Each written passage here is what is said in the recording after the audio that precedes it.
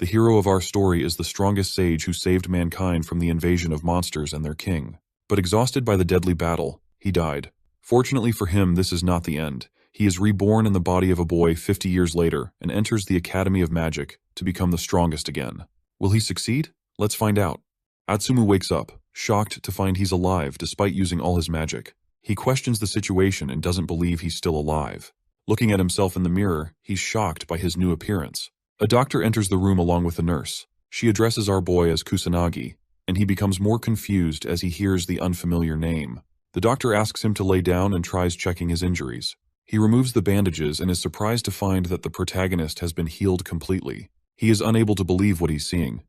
The doctor remembers he was in horrible condition just the other day after a traffic accident and losing consciousness. He wonders how the boy has already healed so quickly. The doctor thinks it's like being healed by holy magic. Kusanagi is confused to learn about the traffic accident and reveals that his body can automatically heal itself using holy magic powers. He asks the doctors if his magic power has run out, but they don't understand what he's trying to say. He tells them he was in the middle of fighting monsters during the calamity. The doctor and nurse both get shocked by his words. The doctor asks the boy if he still remembers his name and the year it is right now. Ichikami states his name and believes it is still 1970, but the doctor assumes he is experiencing a sequela and calls it a memory impairment issue. The doctor informs the boy that his real name is Kusanagi Minato, and the current year is 2022. Kusanagi becomes confused, and it's hard for him to believe all of this. He looks at the doctor and assumes the guy is telling the truth. He notices a TV and wonders how it is so thin and has such a clean image as well.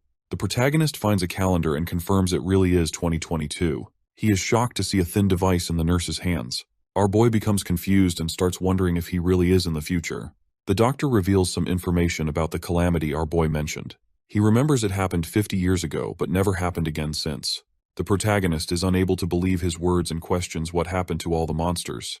The doctor calls it a peaceful era and reveals that there are barely any monsters now.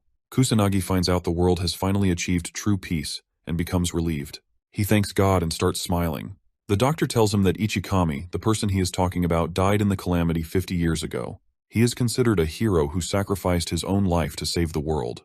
The doctor doesn't believe Kusanagi is Ichikami Atsumu. Our boy assumes he died 50 years ago and somehow was able to reincarnate into Kusanagi Minato. He does not understand how this happened, and as a week passes by, he finally enters his apartment and checks out Kusanagi's room.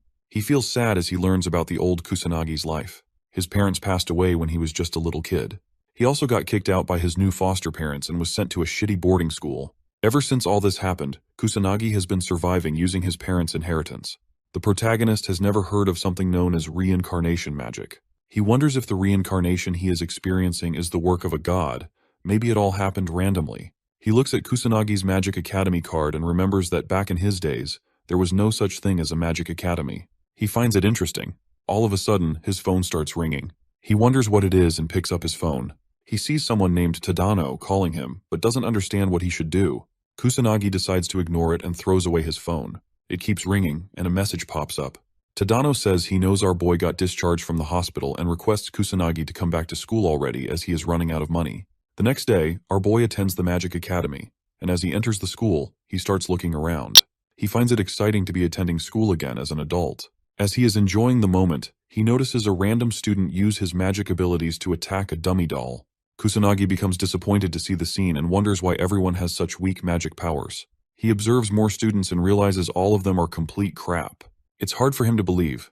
He remembers even the newbies from his time were 10 times stronger than these pathetic students. He doubts they will ever succeed as magicians, and even though it is a peaceful era, he doesn't understand why magic declined to such an extent. He enters his classroom and finds his chair. He starts feeling excited about his academic life and wonders if he has any friends in the classroom. Suddenly, a red-haired student appears with 2 more kids. He questions why our boy ignored his texts, even though he is just Kusanagi. The protagonist doesn't recognize the guy, so he politely asks his name. Tadano becomes angry and kicks the table as he states his name again. He calls Kusanagi weak and a piece of trash, but our boy doesn't take him seriously. He suddenly remembers it's the guy who was calling him. He assumes Tadano is his friend. Tadano smiles wickedly and pulls out his hand, asking for money. Kusanagi assumes he's a good friend and holds his hand passionately, hoping they can get along well. Tadano becomes angry and grabs him by his collar while demanding money. He tries to scare Kusanagi and believes he has a lot left from his parents' inheritance. Kusanagi finally understands the situation and finds out that his old self was being bullied. Tadano tries to throw a punch to put our boy in his place, but out of nowhere, a blue-haired girl with a beautiful face enters the classroom. She wishes everyone a good morning. Her pretty smile calms down Tadano. He decides to let our boy go but makes it clear that he is expecting money from him later. Kusanagi becomes annoyed, but the bully finally leaves the classroom. The class finally begins, and the teacher starts talking about the Great Calamity, also known as the Final Calamity. 50 years ago, monsters appeared all across the world, and humanity despaired because of them. But the great sage known as Ichikami Atsumu remained determined to save humanity. He never gave up and destroyed all the monsters by himself. He finally confronted the demon god known as the Calamity Boss, the reason behind the whole phenomenon. Ichikami risked his own life to defeat the final boss, and ever since that day, Calamity has never returned. The teacher starts asking the students about the great sage. The blue-haired girl from earlier raises her hand. Her name is Mizuha. The teacher gives her permission to answer the question. She says Ichikami is the great sage and the first ever magician who survived the first calamity. He is also behind the reason their academy was built. Her eyes start sparkling with excitement as she shares that Ichikami is the hero of humanity, the idol of every magician across the world. The teacher confirms she is correct and teaches the class about the great sage who survived the first calamity and was the first to learn how to use magic. The academy was created to make more magicians just like him. He is the strongest magician in human history. The teacher advises them to learn about him and prepare for the upcoming test. The protagonist starts feeling embarrassed as he hears everyone praising Ichikami. He was not expecting such torture and starts regretting joining the academy. He remembers what the doctor said and assumes everyone has weak magic because now the world is at peace. He looks outside his window and starts smiling as he enjoys his new peaceful life. The teacher finally ends the class and hopes everyone is prepared for the magic power assessment exam tomorrow. Tadano approaches the protagonist again and asks if he heard what the teacher said. He is excited and believes it's going to be fun seeing Kusanagi's dogshit magic abilities. Our boy wonders why the bully isn't shutting up. He decides to leave the classroom, and as he walks away, Tadano points out that even his parents had no magic abilities. The bully calls him an orphan and starts laughing at him. The protagonist finally starts talking back. Tadano becomes angry as he hears Kusanagi insulting him. His patience runs out, and he starts activating some kind of fire magic. The classmates become shocked and try to stop him. One of them wonders if he is really going to use such a spell inside the classroom. Tadano fires the magic spell towards our boy, hoping he dies. The blue-haired girl moves forward to stop him, but she ends up being too late. As he sees the fire blast coming towards him, the protagonist stands completely unfazed. The magic attack hits him hard, and all the students step back. Mizuha calls it stupid and warns him not to use magic in such a meaningless fight, not wanting anyone hurt.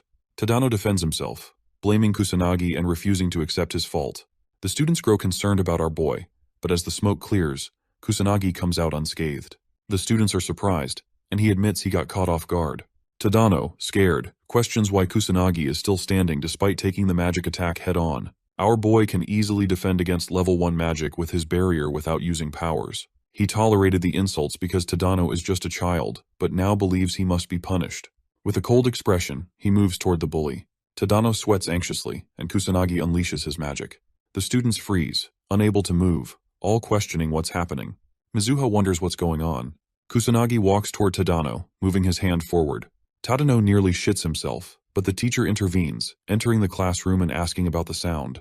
He questions if anyone is using magic inside. Kusanagi assures him there's nothing going on inside, believing the magic came from outside. The teacher remembers no magic activity today, but our boy says someone outside their department might be practicing. The teacher demands an explanation for the smoke, and Kusanagi answers it came from outside. The teacher believes him, orders the class to return to their seats, and resolves to find the culprit. Kusanagi apologizes with a smile and decides to create false evidence to close the case. All the students, including Mizuha, are surprised. Tadano grits his teeth in frustration. The protagonist believes the students are weak and doubts they can kill a monster. Though the calamity ended 50 years ago, he knows dangerous monsters may still exist. He decides to check it out. At night, he enters old Shibuya using magic circles, observing the ruined city and remembering what it looked like in his past life. He finds no monsters and assumes the police handled it. Suddenly, he senses a monster's aura and a human nearby and quickly moves to investigate. A monster corners a white-haired girl who cries in fear and begs for her life. The monster moves to eat her, but the boy intervenes. The monster roars in pain and dies in one attack.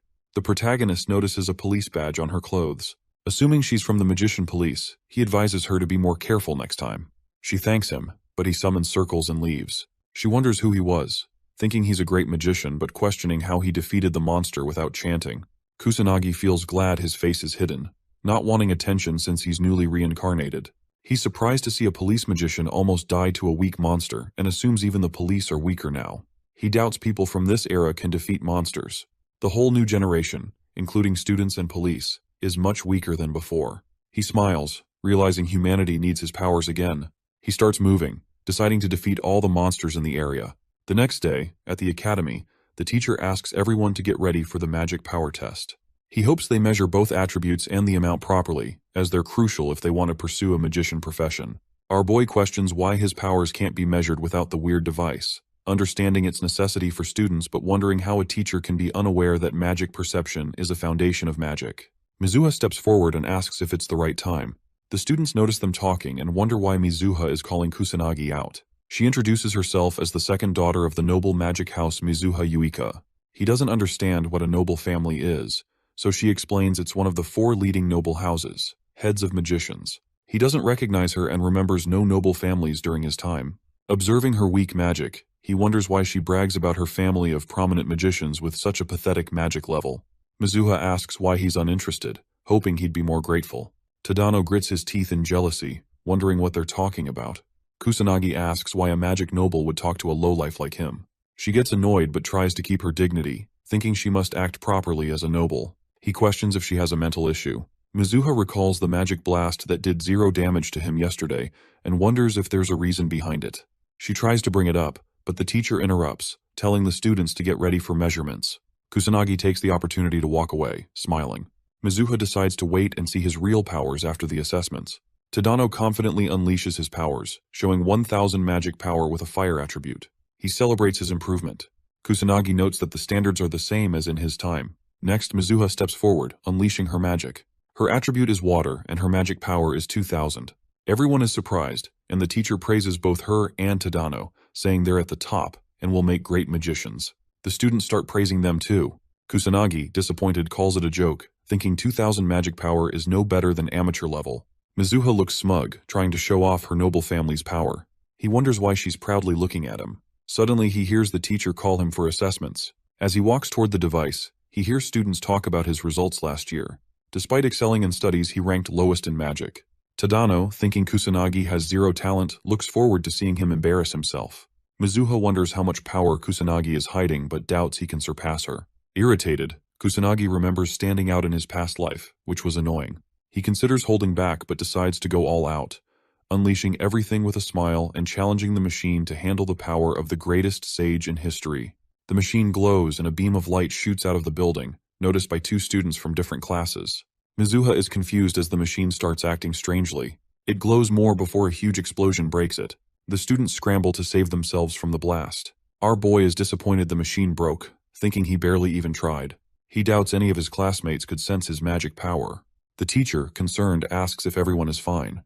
They assure him they are. He asks Kusanagi if he's okay, commenting that he got lucky, standing in the middle of the explosion. The teacher wonders if the device malfunctioned. He's worried it's now impossible to measure Kusanagi's magic power and attributes. Kusanagi asks why he's so concerned. The teacher says he was hoping to split the students into groups for combat class, but can't decide without the assessment results. The teacher asks Tadano to take Kusanagi in his group. Tadano agrees, seeing an opportunity to bully our boy. The teacher is relieved, glad it's Tadano. The bully approaches Kusanagi, saying he looks forward to their combat class, his face twisted with an evil expression. The students reach Old Shibuya, and the teacher explains that there are still a few monsters living inside the city, which was destroyed by the Great Calamity. The magicians and police regularly come to this abandoned city to fight the monsters that are still living here. The students of the academy are also required to help with this for some reason. The teacher assures them not to stress, since most monsters have already been taken care of by the pro-magicians and police officers. Our boy wasn't expecting a practical class. He hopes the students can take out a few monsters, since they'll be working in groups. He remembers coming here last night but feels weird as he senses a few monsters nearby. He remembers that he cleaned the place properly yesterday. He doesn't find any signs of disaster nearby, and questions why more monsters keep appearing in Old Shibuya. He hears a few girls talking about competing with each other. Despite it being a practical class, our boy is surprised to see the students acting so carefree. Mizuha carefully observes Kusanagi for some reason. The teacher starts the practical class and hopes everyone can work with each other well. Tadano notices the protagonist and calls him. He approaches our boy with his group and advises him to stay where he is and avoid getting in their way. Tadano makes it clear he won't go easy this time if Kusanagi gets carried away like before. The protagonist doesn't understand why they don't just ignore him if they hate him so much. Tadano becomes angry and orders him not to talk back. He doesn't understand why Mizuha still talks to Kusanagi even though he's totally trash. Our boy is astonished to hear this and finds out that Tadano has feelings for Mizuha. Tadano becomes enraged. The protagonist notices something, and the bullies try to attack him with their magic powers. But he warns them to stop. Tadano makes it clear that his apology won't work this time. Kusanagi asks him to look behind, but Tadano believes he's trying to play some kind of stupid trick to save himself. Tadano looks behind, and the whole group of bullies finds a tall monster standing behind them. They all start sweating anxiously and question why there's a demon soldier in this abandoned city. The other bullies hype up Tadano and believe he can defeat it. He assures them he will win, though with an anxious expression on his face. He moves forward and attacks it with his fire magic. An explosion occurs as it hits the monster. Tadano and his friends become relieved, but as the smoke clears, the monster stands unscathed in front of them. Tadano sees no scratch on it and becomes terrified. Our boy reveals that his pathetic level 1 magic won't do anything to a demon soldier. As the monster moves forward, the whole group gets terrified. They all fall to their knees and start shivering. Tadano's eyes get teary, and he wonders if his life ends here. He pathetically pisses his pants as well, but just as he is about to be killed, the demon soldier notices our boy's power. It becomes scared and takes a step back. Kusanagi moves forward and is surprised that the monster was able to sense which one of them is the strongest. He faces the demon soldier himself and unleashes his power. The monster starts going all out as well and summons multiple magic circles. Tadano and his group doubt the protagonist can defeat it. They all accept their death.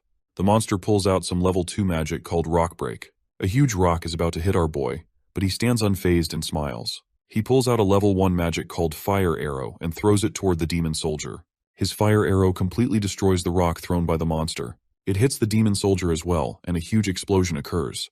Tadano and his gang partners open their eyes. They're shocked to see the monster died.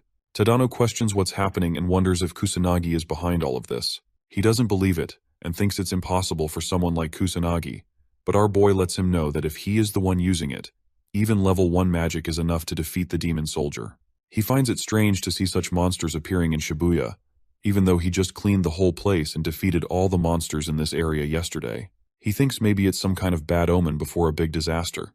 The protagonist wonders if he should take the whole situation seriously. Suddenly, he gets flashbacks of the destruction he saw in his previous life. He had to watch many people, including his loved ones, die in front of him. He becomes a bit sad and squeezes his fist. The protagonist becomes determined to save humanity, even if the calamity ends up happening again. The other bullies admit they saw Kusanagi defeat the demon soldier. They wonder if it's the same Kusanagi they know. Tadano becomes frustrated and punches the wall. He feels angry and doesn't understand what's happening. Meanwhile, Mizuha observes everything from behind and is surprised to learn more about Kusanagi. Mizuha pulls out a level 1 magic called Aqua Saucer and easily defeats a weak monster. Her classmates are astonished, so they start praising her. She feels irritated and wonders why ordinary people get impressed so easily. She believes it's just because she's a genius. Suddenly, she finds Tadano's group. Mizuha asks her group members to handle the rest and leaves. She thinks Tadano might be bullying the protagonist again and feels excited. She quickly runs to watch them so she doesn't miss this opportunity. She stands behind a wall and takes a peek. Mizuha becomes shocked as she sees a demon soldier. She doubts they can take such a monster on in battle. But despite being scared, the girl decides to help them since she belongs to the Mizuha family. She is confident she can do something.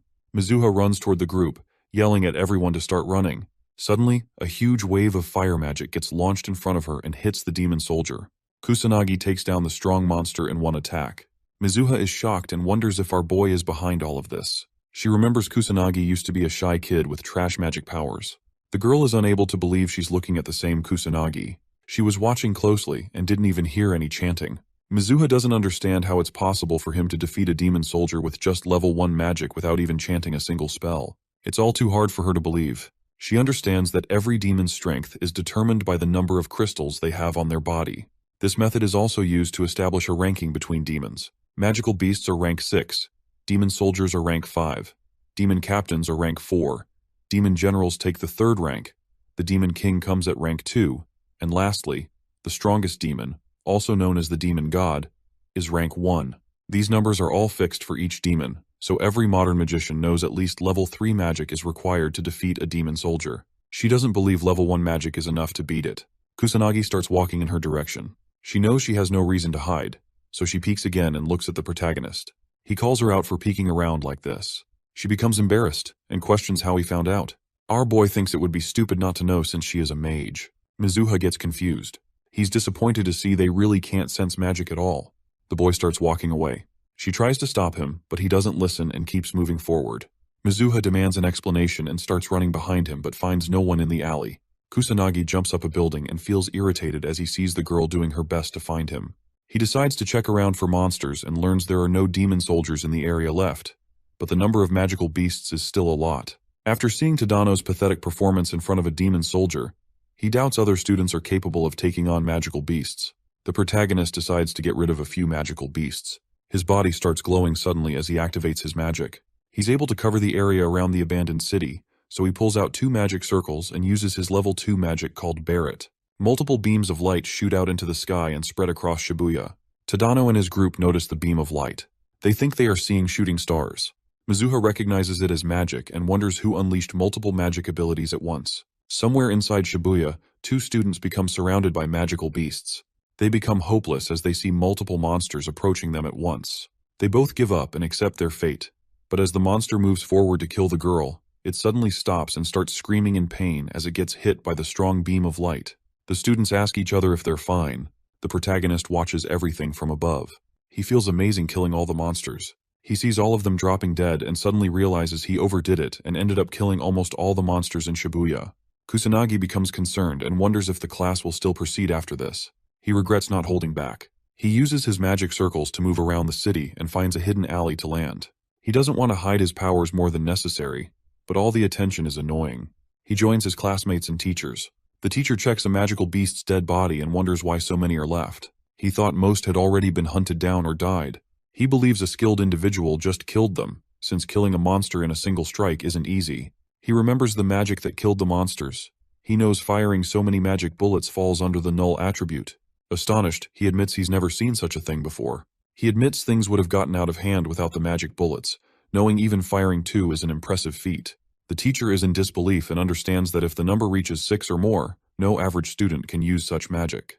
The students yell in frustration, asking why they had to face so many monsters and almost lose their lives.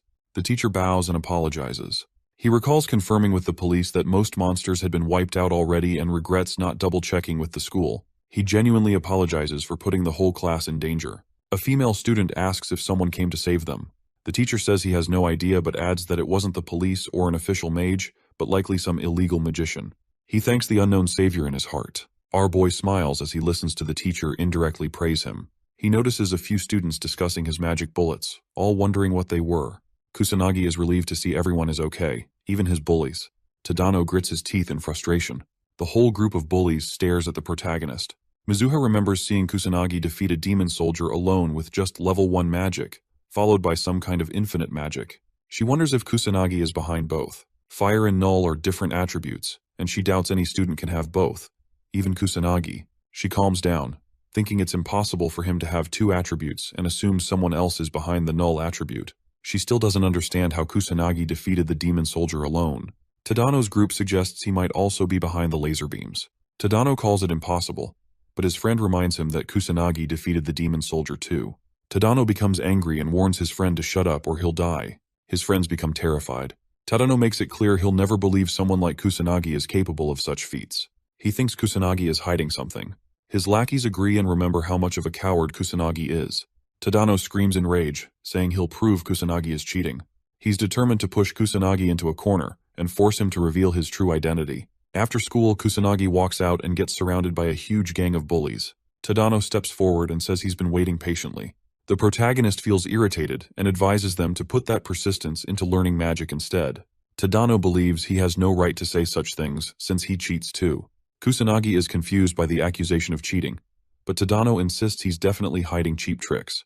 Tired of their nonsense, Kusanagi realizes there's no point reasoning with them. Tadano orders him to follow. He praises Kusanagi for not running away. Kusanagi clarifies there's no reason to. Tadano doesn't believe him and attacks, throwing a punch, knowing Kusanagi won't use magic in a public park. The punch hits his face, but he remains unfazed. The bullies gang up on him, attacking, but he remains patient and doesn't fight back. Tadano asks what's wrong, assuming Kusanagi can't do anything without his magic. He continues attacking, making it clear he won't stop and will kill Kusanagi even if he begs. The protagonist feels disappointed. Their attacks don't even scratch him. His magical powers automatically defend him from any physical attack. Annoyed, he decides to act hurt to satisfy Tadano. Suddenly, someone appears behind and questions why they're attacking Kusanagi. Tadano looks back and sees it's Mizuha. The bully becomes embarrassed and tries to clarify. He tells Mizuha they're just playing around. She doesn't fall for his bullshit and calls him out for bullying Kusanagi. She is disappointed to see her classmates acting this way and wonders if they don't feel ashamed because of their actions. Tadano feels weird but blames all of it on Kusanagi. He thinks Mizuha hates him now, all because of him. She grabs the protagonist's hand and starts dragging him out of this whole mess. Tadano notices her grab Kusanagi's hand. He feels jealous and gets fed up. Tadano stops holding back and loses his patience. He tries to throw a magic attack towards our boy. Kusanagi becomes annoyed. Tadano gets ready to end his life, and his lackeys activate their magic as well. Mizuha questions why they're acting this way. The whole group throws a fire attack towards the protagonist. Mizuha knows how dangerous it is, so she tries to save Kusanagi, but she is unable to make it in time. He takes all the attacks head-on. Tadano laughs confidently, as he believes no trashy tricks will help Kusanagi save himself from this much power. His lackeys get concerned and wonder if he died. Tadano calls them stupid for worrying so much. He makes up a story that they just used magic outside of school, and it ended up getting out of control. Kusanagi just got caught in the whole mess, and that's the reason he got hurt. The lackeys believe they took it too far. As the smoke clears, Kusanagi says he was trying to be patient since they're nothing more than brats to him, but their stupidity can't be cured unless they get punished. He gets ready to teach them all a lesson. Tadano is surprised to find him alive even though they threw such powerful magic spells at him. Kusanagi becomes serious and tells them they shouldn't have dragged Mizuha into their fight. He wonders how rotten they are for acting this way. Tadano screams and blames both of them for this mess. He thinks they should regret making a fool out of him, so he pulls out another magic circle and announces they will all keep attacking till Kusanagi finally drops dead. Our boy pulls out a tiny magic circle. The bullies laugh at him and call it crappy. They assume he's bluffing, and all of them attack at once with everything they have, hoping Kusanagi finally dies. The protagonist uses magic drain. Weird green tentacles come out of the small circle and grab the whole gang. They all become terrified and try to free themselves but fail miserably. Their strength gets sucked out, and the bullies start falling unconscious. Tadano and his lackeys stop moving. Kusanagi is disappointed. He was expecting them to last a little longer than this. He hopes the bullies reflect after this and get their shit together. Mizuha becomes confused. She wonders if she saw magic just now. She is surprised to see the whole gang got knocked unconscious but doesn't understand how it happened. Kusanagi gets up and tries to leave, but Mizuha stops him and asks what happened. She asks about the magic as well and remembers he couldn't even cast a weak spell just a few days ago. She questions who he is. The protagonist becomes annoyed by her behavior and questions her. He advises her to do something else instead of asking so many weird questions. Mizuha starts blushing. She shows her gratitude and thanks him for saving her. The girl requests him to now answer her questions, but she doesn't find him anywhere. She becomes embarrassed and questions why he left her again. At night, Kusanagi enters Old Shibuya again and uses his magic circles to move around. He had a bad feeling during the daytime, so he decided to come and check what's happening. He finds more monsters in the area, even though he killed all of them during the daytime. He believes it might be some kind of bad omen. The protagonist is confident he can handle it all alone if the monsters are only appearing in Old Shibuya, but he's able to sense more in other places. He thinks it might be too much for the police, and there's barely any good magicians as well, but he doubts he can defeat monsters all across the country alone. He doesn't know what to do, so he decides to form a plan first. He thinks of starting by wiping out all the monsters in Old Shibuya first, while avoiding any kind of attention. He uses his magic bullets again and kills multiple monsters at once. A drunk guy enters a dangerous place without realizing it. Suddenly, a monster appears behind him, but it gets taken care of by the protagonist instantly. The guy notices him but blames it on his imagination and starts leaving. Our boy hopes he didn't get seen by the guy. He uses his magic circle and jumps out. Someone catches him and records everything on his phone. The guy feels astonished and believes his video will definitely go viral. He doesn't waste a second and posts it online. The next day, Tadano, Kusanagi, and Mizuha are called out by the principal. The class teacher says he was informed that some students used magic outside the school grounds, and makes it clear that any students caught will be expelled without hesitation. He allows them to explain themselves. Tadano points to the protagonist and tries blaming everything on him, claiming our boy came looking for a fight. Kusanagi feels impressed by how easily Tadano lies and realizes he has no other choice but to speak up and defend himself, even though it's very annoying. As he's about to say something, Mizuha speaks up and defends the boy. She tells the principal they're all spitting lies and reveals that Kusanagi was the one being bullied by Tadano and his friends, who fired magic attacks at him first. The teacher listens carefully and finds out our boy used magic too. She calls it self-defense and thinks it's not his fault since he had no other choice. Kusanagi is surprised by her. Tadano tries to tell the teacher they're innocent too, but Mizuha shuts him up and calls him out for his actions. She calls him a bad person for bullying Kusanagi and then blaming everything on him when faced with consequences. She doesn't understand how he's not ashamed of himself. Tadano calls the protagonist trash and says he doesn't deserve to be in this school, justifying his actions by saying he was just trying to clean up the trash. Mizuha makes it clear that he's the trash and not worthy of the academy. Tadano, still arrogant, says he's at the top of the class and the only one worthy of standing beside her.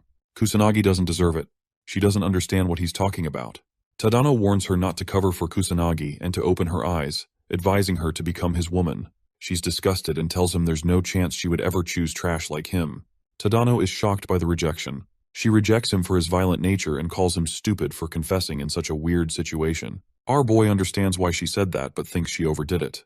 Tadano falls unconscious after hearing the rejection. Since he and his friends are the bad ones here and Kusanagi was just protecting himself against their magic attacks, the principal makes it clear he doesn't need students who selfishly use magic and hurt others. He expels Tadano and his group. Tadano's lackeys try to defend themselves, saying they were just doing whatever Tadano asked them to do. The teacher allows Kusanagi and Mizuha to leave and go back to their classes. They both leave the principal's office. Mizuha gets angry and calls Tadano the worst guy ever. Our boy asks what's going to happen now that they're expelled. She explains there's no chance they can ever become magicians, which is pretty obvious. She doesn't understand why Kusanagi didn't speak up for himself. He says he was about to, but she didn't give him a chance. Suddenly he remembers something. She asks what's wrong. Kusanagi says he was thinking about all the times she tried to save him. First, back in class, during his fight, and now, when the principal called them. He calls her a good girl for always helping him out. She starts blushing uncontrollably and gets embarrassed. Mizuha tells him to shut up and runs toward the classroom so she can enter first. Kusanagi smiles as he watches her leave. He believes the old Kusanagi died and he got reincarnated in this body. Our boy wonders if he was bullied to death, or if it really was just a car accident. He still doesn't know the truth but feels relieved to get the bullies punished for whatever they did. He hopes this pays off and smiles. The principal informs 2 senior students about what happened earlier, saying that a few students got into a fight and even used magic in public. He assures them no one got hurt. The senior student asks why she got called out if there's no issue anymore. The principal tells her that one of the students involved is Yuika Mizuha. The blue-haired student understands and thanks the principal for informing her. He asks her to give his regards to her father. She asks him not to worry and reveals that her family is interested in investing in the school. She walks out with her friend, and the principal wonders if Kusanagi is absurdly strong, since fighting multiple mages at once is almost impossible. There's no way a normal student would win unless they're hiding some kind of mysterious strength. He wonders if Kusanagi is stronger than them, but the blue-haired girl answers negatively. He is curious about the boy and tells her he wants to meet him to confirm it. She thinks about whether her little sister should be expelled depending on how competent Kusanagi is. She is Mizuha Ruka from the 3rd year class, and her friend is Katsuragi Ryuji, also from the 3rd year class. Kusanagi feels demotivated now that his life is peaceful again. He hears a few classmates talking about someone known as the Black Mage, and wonders if it's something related to the magic nobles he learned about. He decides to not care about it for now. The teacher appears and calls Kusanagi outside for the assessment test. He explains that the students who couldn't be measured last time now have the chance to take the test again. Mizuha notices what's happening and feels glad, as she can finally learn more about our boy. Suddenly she notices her older sister, Ruka Mizuha, and Katsuragi entering. She wonders why her sister came out of nowhere. The teacher announces Kusanagi's turn, asking him to start the magic power assessment test. Our boy remembers he destroyed the machine last time, so he decides to be more careful and hold back. He tries pouring out his magic power, but suddenly starts feeling weird. Extreme fatigue hits him, and he begins breathing heavily. The teacher asks if he's okay, noticing the machine and checking the results. Mizuha and the teacher are shocked to see that, for some reason, his attribute is none, and his magic power turns out to be only 100, which puts a smile on Katsuragi's face. 2 students talk about Kusanagi, calling it the lowest magic power in their batch and labeling him useless since he doesn't even have an attribute. Katsuragi assumes there's no truth behind the story they heard from the principal and doesn't believe the protagonist defeated all the delinquents on his own. Ruka feels disappointed and decides to leave, as they have no reason to stay anymore. The students notice Kusanagi is tired just from the assessment and they can understand it since his magic power is extremely low. The teacher tries to comfort Kusanagi and tells him magic power isn't the most important thing. Mizuha, however, doesn't believe her eyes. She remembers seeing our boy defeat the demon soldier all by himself and knows he can use two attributes, fire and null, at the same time. She wonders what kind of trick he's using, as she's never heard of mages hiding their magic power by somehow adjusting it. The protagonist feels relieved and is happy with the result. He performed some kind of magic manipulation to alter the results, even though it's taking a toll on his body. He feels confident and thinks he's finally gotten a grip on it. As he leaves the room, our boy finds Mizuha and learns she was at the assessment room out of curiosity. She tells him she just came out of curiosity. Suddenly, Ruka stops both of them inside the school hall. Kusanagi asks who they both are, and she introduces herself and Katsuragi. He recognizes her family name and questions if she wants something from him. She says she has zero interest in him and walks toward her little sister. Mizuha becomes concerned, and Ruka, disappointed, learns her sister couldn't even win against a few delinquents. She also learns Mizuha was saved by someone with 100 magic power and asks if all of this is true. Mizuha confirms, which makes her sister angry. She orders Mizuha to just quit the academy. Mizuha doesn't understand why she's saying all this for no reason. Ruka reminds her that she hasn't won a single match whenever they fight. Whether it's academic results, sports, or magic craft, she loses every single time. Ruka doesn't believe Mizuha is good enough to become a mage. She thinks it's enough for Mizuha to quit the academy and join a normal school instead. Mizuha starts crying but is unable to say anything. Her sister confirms if she understands everything, and Mizuha anxiously answers she does. Kusanagi finally intervenes and calls Ruka arrogant. She asks him to repeat his words with a cold expression. He points out how she's been talking nonsense without stopping, not even caring to listen to what her little sister has to say.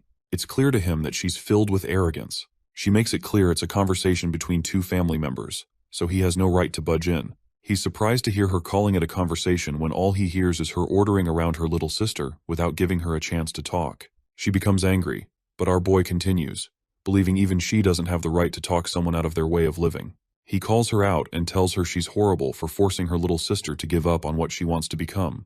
Ruka confidently says her incompetent sister doesn't have the talent to become a mage since she can't even defeat her.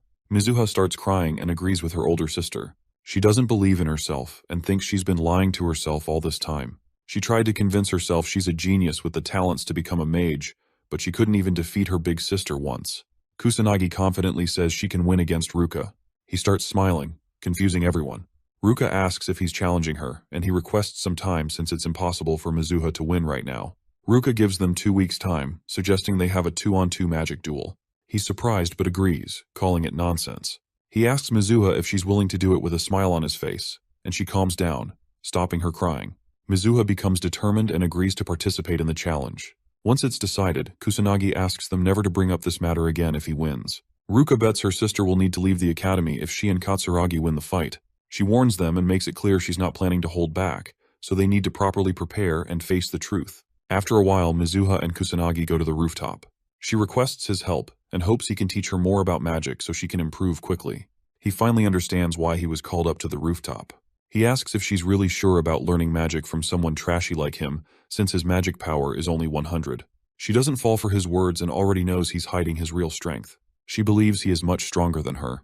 He notices she isn't backing off this time. She assumes he knows how to get stronger, which is why he challenged her sister to a fight.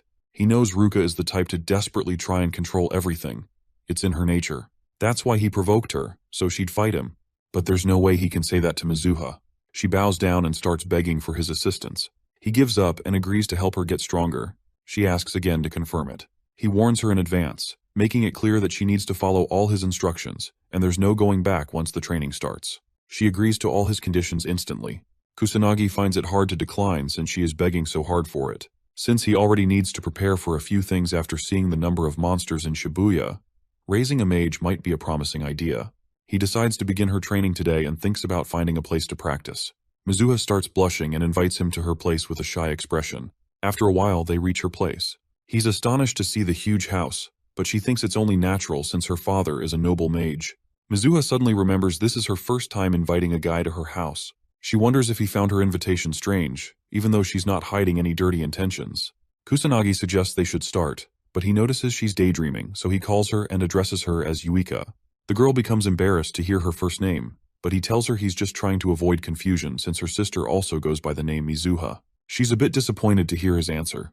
He asks if she has a different name in mind that he can use, but she agrees with Yuika, so he decides to start the training and requests her to take care of him.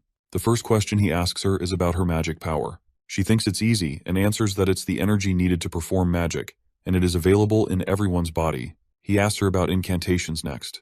Yuika confidently answers that it's like a program that automatically turns magic into an attack. He questions if there's any way to increase one's magic power, but she answers negatively and believes it is determined before birth and stops increasing after a certain age.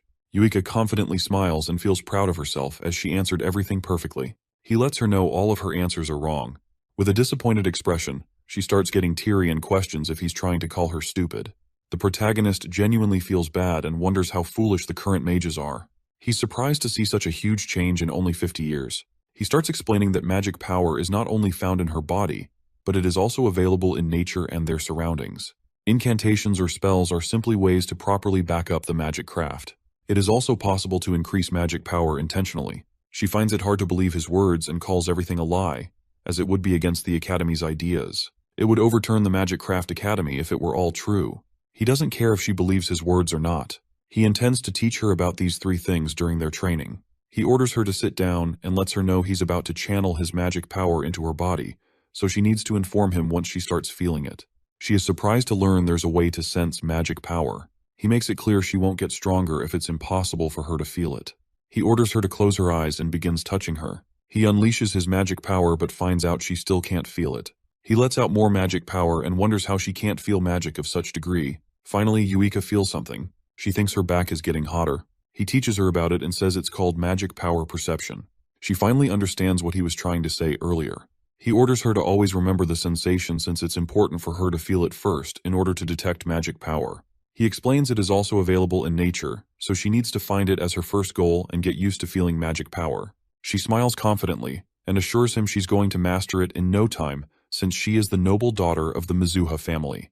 Our boy doubts she can fulfill her promise since she couldn't even sense it when he poured so much magic power into her back. He accepts the fact that she might not be suited to become a mage. A week passes, and Yuika starts crying and tells our boy she's still not capable of sensing magic. She's a huge letdown and disappoints the protagonist. He's surprised that a whole week wasn't enough for her to learn such a simple thing, even though she practiced so hard.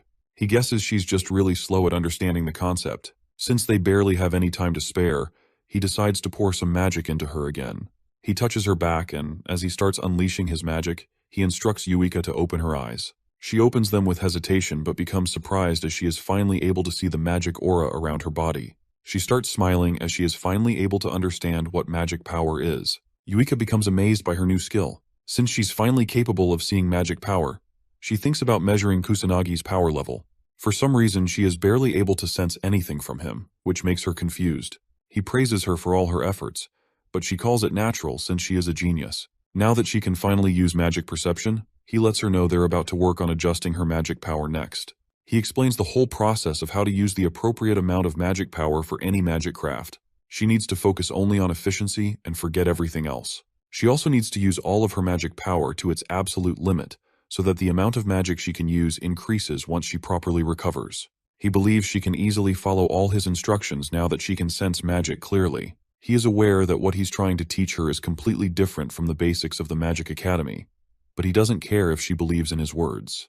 Yuka assures him she believes in his words and smiles as she says she does not doubt him anymore. He is happy to hear her opinion has changed. He decides to start the next stage of their training. The protagonist asks her to step back a little and get ready as they are about to fight each other. She confirms she does not mind, as she is looking forward to seeing his true powers. Yuika uses the first level of aqua sorcery and throws multiple water attacks, but our boy blocks all of them effortlessly, which surprises the girl. She does not understand how he blocked them. He used the first level magic barrier using non-attribute magic. He makes it clear. If she can't even destroy such a weak barrier, there is no hope she's going to win against her sister. She becomes desperate and starts throwing ice bullets. He explains she needs to keep moving even while throwing attacks because stopping her movements will surely make her lose if she is facing a capable mage. She becomes frustrated and throws more attacks but finally gets tired and gives up. He explains it's wrong to use so much magic power without efficiency. If she is able to adjust the magic power she puts behind a spell, then she will finally be able to throw attacks without incantations. Kusanagi asks her to watch closely and shows how she's using magic. He throws a fire blast toward a dummy twice and also demonstrates how he uses magic. She understands the magic power behind her attacks is less compared to his. He calls her right and explains she doesn't even need incantations to perform any magic if she learns how to adjust her magic power. She finally understands there is no reason to chant while performing a spell. He confirms it and explains her first step will be to learn how to shorten her incantations somehow. Once she learns how to adjust the magic, she has no reason to use incantations. He believes it will be useful if she is able to shorten her incantations, so she won't have to waste any effort or magic power on incantations. This way, her magic craft will definitely become stronger. He orders her to get up and fight him again. She thinks it is too soon, but he calls it meaningless otherwise and, with a cold expression, orders her to train like her life depends on it. She becomes terrified after hearing this and falls down. He asks if she's fine and makes it clear they're going to do this daily from now on. He notices she isn't even hearing his words. During the nighttime, our boy enters Harajuku. He recently sensed a few monsters in this area as well and came to check. Even though he is constantly trying to eliminate all the monsters, for some reason, the numbers still remain the same. Suddenly, he notices someone being attacked by a magical beast. He wastes no time and quickly rushes toward the kid. He's able to make it in time and effortlessly defeats the monster instantly. The boy asks the little kid if she is okay. Instead of thanking him, she starts taking his pictures. He quickly leaves the area and wonders why she didn't even show her gratitude and started taking pictures. He thinks there is definitely something wrong with people nowadays. He decides to cover his face properly next time and leaves the place. The next day, the protagonist starts training with Yuika again. She falls down real quick and gets tired. The days of their duel are getting closer. He believes her progress so far is not bad, but she is still nowhere near Ruka in almost everything. There's no chance she will succeed if she keeps this pace until the duel. He assures her and says it's fine if she wants to give up now. She gets up and tells him she has been compared to her sister her entire life. She has been forced to just give up multiple times now since she always fails to beat her sister. But she's determined to keep continuing with magic craft and never give up on it. He makes it clear she won't ever succeed like this, but she tells him to be stricter instead. He agrees to it and decides not to hold back. She is happy to hear this and gets ready to fight. They both continue to train with each other, and he teaches the girl many things. As the sun is about to set, Yuika falls unconscious after the extreme training session, and Kusanagi ends up carrying her back. After a couple of days of training together, he finally tells Yuika she is ready to fight her sister. She falls on the ground in relief. Kusanagi praises her for the hard work and efforts. She starts smiling as she hears his words. On the day of their challenge, our boy asks her if she's ready to fight them. She answers positively, and as they're about to enter the academy, they both notice a huge crowd of people. A few news reporters surround them and confirm if they're really seeing Mizuha Yuika of the noble family. They request a few words regarding the magic duel and question if she is having a fight with her sister. Kusanagi becomes confused. She explains her family is huge, and since she's about to fight her sister, it's normal for the press to act like this. He is surprised to learn people care so much about two students fighting. He guesses it is because the Mizuha family is very important. They all reach the training ground, which is surrounded by a huge audience. He thinks it is a bit too much, but she explains it is rare for students to have duels, so it's more like an event than a challenge. He's a bit surprised to learn all this. Both of them get called to the stage. Yuika gets ready, but all of a sudden her body starts shaking. He assures her and tells her to just focus on working hard. She calms down and smiles. Yuika becomes determined and moves forward towards the stage without hesitation. He calls our boy a mysterious person and admits his words really reach her heart. Yuika and Ruka finally come face to face. Ruka is surprised to see her little sister didn't just run away. Yuika confidently confirms it. Ruka calls her rude for believing she can really defeat someone like her older sister, but Yuika makes it clear she is definitely going to succeed. Ruka decides to give her a chance and thinks she has definitely changed a lot in the past 2 weeks. Yuika is aware her older sister is strong. She realizes the difference between their magic power is extremely huge, but she believes in herself and knows she will definitely win. The beginning of the duel gets announced, and both participants get permission to start. Yuika wastes no time and pulls out her magic circle. She tries shortening her chance as well. Ruka begins attacking. Kusanagi observes the match and understands that moving around while shooting magic spells is the basics of a battle. He assumes Ruka is aware of the basics of the battle between two mages at least. In comparison to her, Yuika got so nervous she completely forgot about the basics and didn't move during the battle. She doesn't have the advantage anymore, even if she reduces her chanting time. Ruka and Yuika attack each other with first-level water magic. Yuika is able to stand her ground against her older sister's attack. She's surprised by her capabilities and believes she has gotten stronger. Ruka admits she has improved her strength in just 2 weeks. Yuika is happy to hear her older sister praising her. Ruka humbles her and tells her to stop giggling as it was just a comparison. She's not getting praised. Ruka increases the level of her magic and throws a stronger attack this time. She uses second-level water blitz. Yuika is unable to handle it. She gets knocked down and falls beside the protagonist. He looks at her and knows she's good at enchanting now, which increased her chances of winning. But her older sister is simply too strong for her. Ruka calls him a cruel guy for not even helping her get up, even though he was protecting her before. He tells her there's no need to help her. Ruka doesn't understand what he's trying to say. Suddenly, Yuika actually gets up and shocks her sister. Ruka doesn't understand how she's still standing, even though she got hit by level 2 blitz. Yuika makes it clear she's definitely going to win this match. Yuika has nothing else besides magic craft going on in her life. Even if she ends up losing everything, magic craft is one thing she is never going to give up on. Yuika begins attacking again. Ruka starts attacking as well. She tries her best to stand against her older sister, determined to not give up, but she ends up falling down after overusing her magic power. The announcer tells everyone contestant Yuika used up all her magic power, so Ruka is the victor of this contest. Yuika tries to get up so she can do something to win, but fails. Kusanagi calls it a battle of magic usage based on magical adjustment.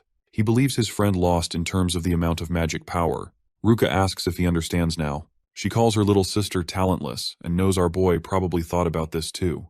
He confirms she's completely talentless and very clumsy. She made such slow progress, and she is unable to properly perform whenever she is involved in a real fight. But he tells Ruka she is a real hard worker, and she persistently practiced daily like an idiot. Ruka is still disappointed by the results, but he tells her he loves hardworking people who don't give up, just like Yuika. The girl starts sobbing hearing his words. He tells everyone Yuika is his disciple, and he doesn't like it when anyone speaks badly about her so casually. Yuika starts weeping uncontrollably.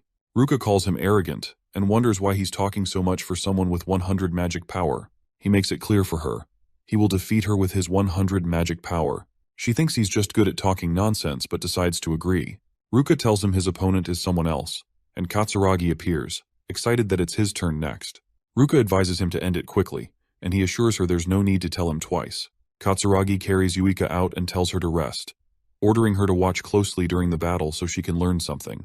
She understands his words, suddenly realizing the pain in her body has disappeared, and there are no wounds on her arms either. As he enters the stage, our boy admits he can't win with just 100 magic power, even though he said otherwise earlier.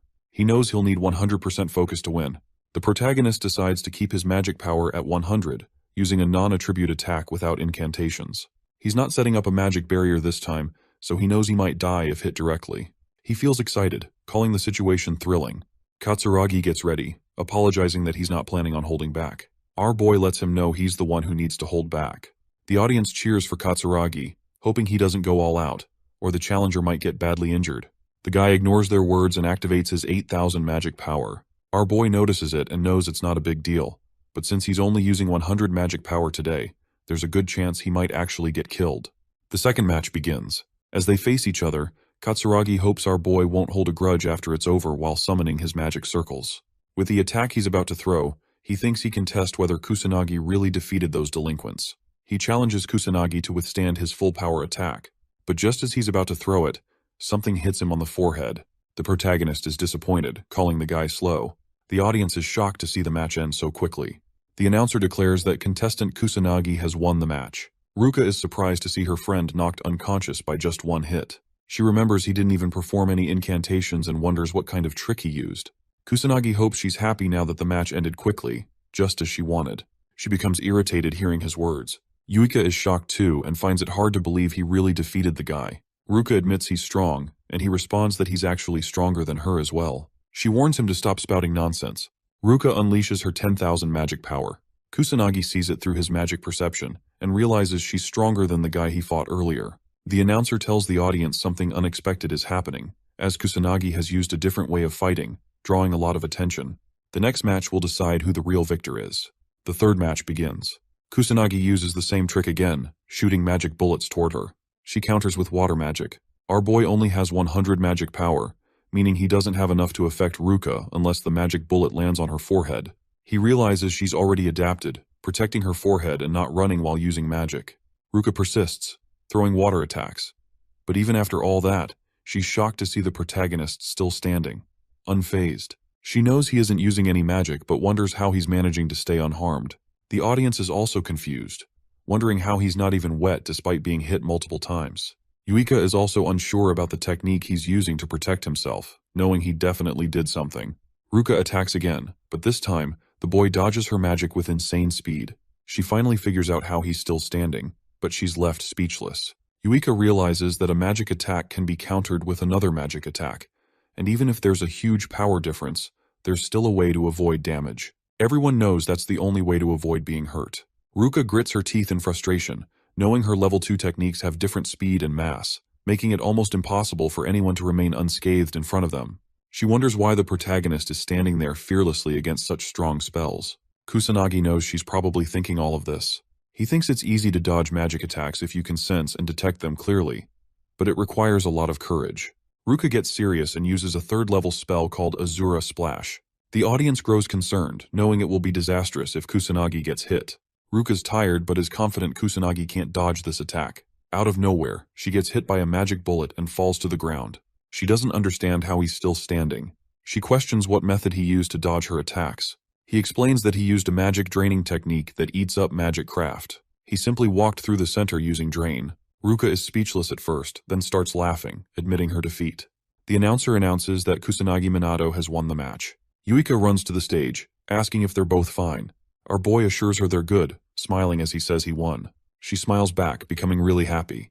Ruka decides to keep her promise and gives them her word, allowing them to do whatever they want. Kusanagi is happy that it ended well. He noticed that Yuika's wounds earlier weren't that deep, guessing Ruka was probably holding back in their fight.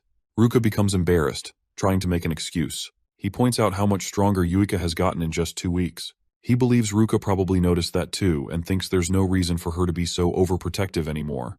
Yuika speaks up determinedly, assuring both of them that she'll grow stronger, so her sister won't have to worry about her anymore. Ruka smiles, finally starting to believe in her little sister. Kusanagi feels happy watching both sisters get along, but suddenly, he feels an immense amount of pressure and realizes this is abnormal magic. The sky turns red, and the protagonist wonders if the calamity is happening again. Tadano and his gang try finding something inside Kusanagi's bag.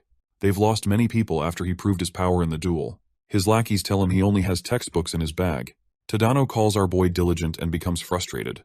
He's sure Kusanagi is hiding something. Otherwise, it's impossible for a trash like him to use such powerful spells. One of the lackeys looks outside the window and becomes terrified. Tadano wonders if he found something and goes closer. They all notice the red sky and wonder what's happening on Earth. One of them guesses it's the calamity, but Tadano doesn't believe it's really the calamity. At the training grounds, our boy becomes worried as he looks at the red sky. He wonders why he can sense such strong abnormal magic out of nowhere. He guesses it might be the calamity. Everyone becomes worried and the audience starts panicking. They all question what's happening. One of them doesn't think the calamity is really happening here. Kusanagi becomes scared, as he doesn't understand why a calamity is happening all of a sudden. He wonders if it's related to what he sensed in Shinjuku. He remembers the first calamity also took place in Shinjuku. Our boy doesn't know if it's merely a coincidence or if there's something important behind it. The portals open, and magical beasts start pouring out. The students become terrified and start screaming, but the teacher orders them to calm down and tries leading everyone to safety. Kusanagi wastes no time and shoots multiple magic bullets to kill the monsters. He uses magic to make an announcement. Our boy orders everyone to calm down. He explains that weak monsters are going to come out since it's only the beginning of the calamity, so they don't have to worry. He assures them it's going to be fine as long as they use their brains and follow his instructions. He instructs them to run towards the gymnasium and only move in groups since it's dangerous to move alone. He asks Ruka and the others to evacuate as well. The teacher asks what he's planning to do. Our boy explains he wants to save the people that are still inside the school building. The teacher doesn't think it's safe to go all by himself. He calls the boy reckless and tries to stop him, but Katsuragi agrees to go with our protagonist so he doesn't have to solve everything alone. The teacher is worried, but he reminds the teacher what Kusanagi can do. He has no choice but to give them permission. The teacher advises them not to force anything and stay safe. Katsuragi is confident he won't die but tries to confirm it with our boy. Kusanagi shrugs it off and informs Yuika he's going to leave now. She looks concerned for him and advises him to stay safe. Katsuragi starts running and tells his junior he's going to go first. His insane speed allows him to cover 100 meters in only 10 seconds. He asks the protagonist if he can keep up. Kusanagi pulls out his magic circles and starts moving forward with insane speed, shocking the senior. He makes it clear that he's the one going first. Katsuragi admits he has crazy speed, but just speed itself is still useless. He decides to watch our protagonist closely to see what kind of power he's hiding. He wants to save everyone while learning more about Kusanagi. Our boy detects 58 magic users inside the school using perception skill. He assumes there might be someone with no magic power. If what he's thinking is true, he decides to check the entire school and save such students. A few students get attacked by magical beasts. He enters the classroom through a window in time and uses his magic bullets to defeat all the monsters without much effort. The female students become surprised. A monster tries sneaking up on the protagonist from behind, but he easily kills it without being phased. Katsuragi catches up and asks if he's okay. Kusanagi hopes he can help everyone evacuate without any issue and leaves. Katsuragi tries to stop him, as it's too dangerous to go alone, but fails. The protagonist is simply too fast to keep up with. Katsuragi guesses he was being a burden, but admits he's not very useful. So it's probably true. He still can't believe the boy defeated a magical beast without any effort. Katsuragi questions who he even is. Kusanagi runs through the school halls looking for more students. Even though he is capable of killing all the monsters at once with his magic bullets, he needs to kill them one by one since he is inside a school, and there's a chance he might end up hurting a student in the process. He has no other choice but to chase the monsters himself and attack them with low-grade magic to not hurt the students in the process. He enters a classroom and defeats more magical beasts to save the students hanging onto their dear lives. After he's done defeating all of them, the students show their gratitude. He's already aware he doesn't have the time to personally help everyone evacuate and runs towards the gymnasium, one by one. Somewhere else, Katsuragi saves a few students and assures them he will handle the monster while they evacuate. One of the students points towards the sky for some reason. He asks what's wrong and suddenly notices a few students slowly floating down while being inside a bubble. He wonders what the protagonist is trying to do and questions who he even is. Our boy sent the students towards Katsuragi through magic bubbles because he believes the guy is good at taking care of others, so it's fine. He suddenly senses something. A female student starts shaking in fear as she gets cornered by a huge monster. She starts crying and yells out as hard as she can to get help. A huge magic bullet destroys the beast instantly. She remembers it as the same one she saw before when she was saved the last time. Kusanagi appears and asks if she is injured. She finds out he is the one who saved her twice. Kusanagi reveals she is right. She then asks if he was also behind what happened during the practice class. The girl believes this is his second time saving her. Our boy confirms that what she is saying really did happen. The girl starts crying out of relief as she finally gets the chance to show her gratitude. She thanks him for saving her life twice. He doesn't mind it and thinks it is nothing special. She becomes speechless. Katsuragi finally catches up but looks completely out of breath. He asks who he needs to save next. Kusanagi orders the girl to follow and stay with the guy as he is going to leave now. She tries to stop him, but he ignores her words and leaves. She becomes a bit worried while Katsuragi wonders what he's looking at. Our boy knows there are still many people inside the building that he needs to save, so he has no time to wait for the police to appear. He knows he has to hurry up and save everyone as soon as possible. At the Prime Minister's office, the Prime Minister finds out the Kamui Magic Academy is under attack by the Calamity. His men don't understand why it's happening again. They all know the last calamity took place 50 years ago, and since then, nothing bad has happened. They ask the Prime Minister to quickly form a plan while assuming their country might be cursed. He informs them that both the Beast Countermeasure Division and the Police Department, along with the Magic Nobles, are all being contacted. The GSDF has also started their preparations for the calamity. His men remind him that they only have self-defense forces, who specialize in controlling disasters. They don't have any real mages who can actually stand their ground against the monsters. He clarifies that he already knows all of this. This is to be expected since people have been living an easy and peaceful life without facing calamities for a while now. They used up almost all of their military expenditure on the national defense of international affairs, so they have no other choice but to leave all the beasts and demons to the police and noble mages. He becomes frustrated to learn the same disaster from 50 years ago is happening again, but this time they don't even have Ichikami Minato on their side. Somewhere else, while driving, the girl asks her senior if the calamity really is happening again. He confirms it and believes it is definitely the calamity. She becomes worried and starts getting anxious. Even though they have been safe for the past 50 years, she is shocked to learn the peace was just temporary. The guy tells her not to worry since it is their job in the first place anyway. He is Shido Shugo from the Metropolitan Police Department. The girl becomes determined to do her best as well. She is Sergeant Sanada Karen from the police department. The news reporters reach the Magic Academy using a helicopter. One of them covers everything and informs the audience that the calamity is happening at the Magic Academy. He tells everyone about the situation and shares that monsters are constantly pouring out, and the sky has turned completely red as well. A female news reporter reveals the magical beasts started appearing out of nowhere, so the students are all currently taking refuge in the gymnasium. The teacher guides the students and believes it is not that hard to protect themselves as they are only up against magical beasts. They should be able to defeat the monsters through proper teamwork. The world watches the news. A few kids watch it as well and suddenly remember the academy is really close to where they live. They both decide to run away as soon as possible. Outside, people start panicking and running away to save their lives. Two men watch everything from a distance and realize things are looking really horrible. The audience watching news channels becomes concerned. Our boy notices the huge number of monsters pouring out. He remembers the second stage is about to start soon, and now stronger monsters are going to start appearing. As they progress through the stages, things are going to become even more difficult. There's no point in defeating them as the beasts will keep appearing non-stop. As long as he doesn't defeat the boss monster, the magical beast will keep appearing. He is aware the boss is only going to reveal itself in the final stage, so he needs to keep his cool until then. He starts feeling irritated but continues to save more people. He rescues 20 people and uses his magic bubbles again to let them float towards safety. He is having a hard time finding the students since they have been scattered everywhere. He decides to move on to the next stage. Somewhere inside a random classroom, Tadano persistently shoots his fire magic, but gives up when he finds out his attacks are having zero effect and he is out of magic power. As the demon soldier stands in front of them, the whole gang starts sobbing and wonders how they got so unlucky twice. Tadano's lackeys remind him they warned the guy about this before. The bully becomes frustrated as he remembers our boy can defeat a monster in just one hit. He doesn't understand why he can't do the same. The protagonist appears and tells him it is because he is weak trash. Tadano opens his eyes and sees a magic attack effortlessly killing the demon soldier. He becomes confused but sees Kusanagi enter the classroom. Our boy starts leaving. Tadano frustratingly admits it happened again. He ended up getting saved by Kusanagi a second time. He requests the boy to stop and questions why he got saved again, even though he is extremely annoying and always acts like a piece of trash. The protagonist tells him there is no real reason behind it. He just decided to save them because he holds the power to do so.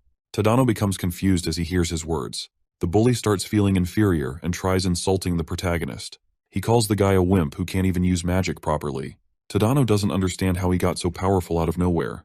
Kusanagi reveals his secret and says the real Kusanagi actually died in a car accident. He was reborn.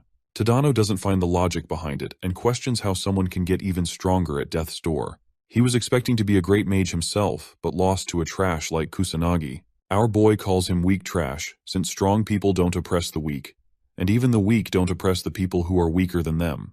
He points out Tadano's flaws and thinks he is just trash consumed by a sense of superiority that was enough to fool him into thinking he is actually something. Kusanagi makes it clear for the guy. A weak trash like him can't even imagine facing our boy in a fight right now and winning. Tadano finally accepts it and gets down on his knees. He admits he was trying to run away from the reality that his powers haven't grown much since junior high. He tried taking out all of his frustration on the people who are weaker than him, but in the end, he got saved by someone like Kusanagi, who was supposed to be a trash weakling. He just couldn't accept the truth. He admits in front of his lackeys that they were all saved by Kusanagi, and the bully starts crying non-stop. Meanwhile, the protagonist defeats the monsters in the classroom. A demon soldier enters the building to kill him. He shoots his magic bullet, but the strong monster easily dodges it, so the boy has no choice but to unleash his powerful fire magic. He defeats it effortlessly, but realizes the demon soldiers are rapidly increasing in numbers, so it is possible the boss might come out soon as well. He assures the terrified students not to worry, as he has already taken care of everything. Somewhere else, Katsuragi becomes angry and questions why our boy is pushing so much work onto him. He uses his fire magic to finish a few magical beasts while protecting the students. He assures the female student to just stop worrying and follow him as he would protect everyone with everything he has. The students calm down hearing his words and start cheering for him. He looks at the army of beasts and wonders how he's supposed to protect the students against all of this. Kusanagi appears out of nowhere and offers his help. Katsuragi begs him not to appear like this again as he scared the guy. Our boy instructs him to leave the place as soon as he takes care of all the monsters, but Katsuragi is worried. He believes defeating such a huge army of monsters is nearly impossible, so it is better if they just change their route. The protagonist uses his non-attribute magic and kills all the monsters, including the demon soldiers, instantly with barely any effort. Everyone is left speechless, but he reminds Katsuragi to guide the students out of this mess and start moving. Katsuragi understands his words and orders everyone to follow him. The students observe the magic bullets while running away. Katsuragi anxiously smiles as he realizes how strong the protagonist really is. Once they all leave, our boy decides to go inside the school again and search for more students who are in danger. Somewhere else, the teacher motivates the students to keep going and not give up so they can continue to push back the monsters. Yuika starts feeling tired, but Ruka appears from behind and advises her to just go inside and rest since she will be a burden if she can't fight. Yuika assures her she will keep fighting determinedly as they don't have any time to rest. Katsuragi finally reaches the gymnasium with the rescued students. The teacher praises him and orders him to lead everyone inside. Katsuragi asks about the situation. Ruka disappointingly tells him they are barely holding their ground. Yuika worriedly asks about Kusanagi, but the guy assures her our boy is still alive and good. She becomes relieved and starts smiling. Katsuragi admits Kusanagi is awesome and holds a lot of strength. He believes they might be able to overcome the calamity with him by their side. Yuika agrees with him as she also thinks the same. Suddenly the ground starts shaking. All the students become terrified, and the teacher quickly tells everyone to evacuate. A huge army of strong monsters appears from the smoke. Katsuragi notices the demon soldiers between them as well. He admits there is no chance they can do anything, as the army of beasts is just too huge, so they need to escape quickly. The strong monsters of the second stage start chasing the students. Yuika tries to run towards safety but almost gets eaten by a magical beast. Someone kills the monster and saves Yuika. It's the police department. Shido quickly orders his men to eliminate the beasts, and the police do everything they can to protect the civilians. The students breathe a sigh of relief seeing the police, thinking they're finally safe. Shido assures them not to worry anymore as the police are here. He orders them to follow instructions and carefully evacuate the school, but Yuika steps forward, telling him the students are ready to fight as well. Shido repeats his words, but Yuika clarifies that they aren't civilians. Ruka joins her and adds that they are mages. Shido understands their words and requests backup. He orders them to start attacking from the rear. He admits they're low on numbers, so they really need the mages' help. He's frustrated, wishing the police weren't so useless. Sanada uses her healing magic to help the injured students. The protagonist notices the police have finally arrived and decides to leave everything to them. He's surprised to see the police arrive before the self-defense troops. It's crazy to think the country doesn't have any plans or precautions for a national-level disaster. He thinks this is a good lesson for the people who take peace for granted, but he decides to keep moving forward to help save the remaining students. The news reporter announces that the police have arrived, but the monsters are multiplying faster than ever. She wonders if the police can handle the calamity and hopes the mage nobles will show up to resolve the situation. A few students watching the news get excited at the thought of seeing the nobles in action. An elderly couple recalls that they've paid all their taxes, so the mage nobles should handle this. The reporter hopes they arrive soon. Inside a mansion, a noble tells his butler to ignore the calamity. He's Fukajin, the head of the Fuka household, a mage noble. The butler asks again to make sure, and Fuka insists it's just a small-scale calamity. The police should be able to handle it. The butler asks where Fuka is going, and the mage noble decides to go to sleep. The butler wishes him a restful night.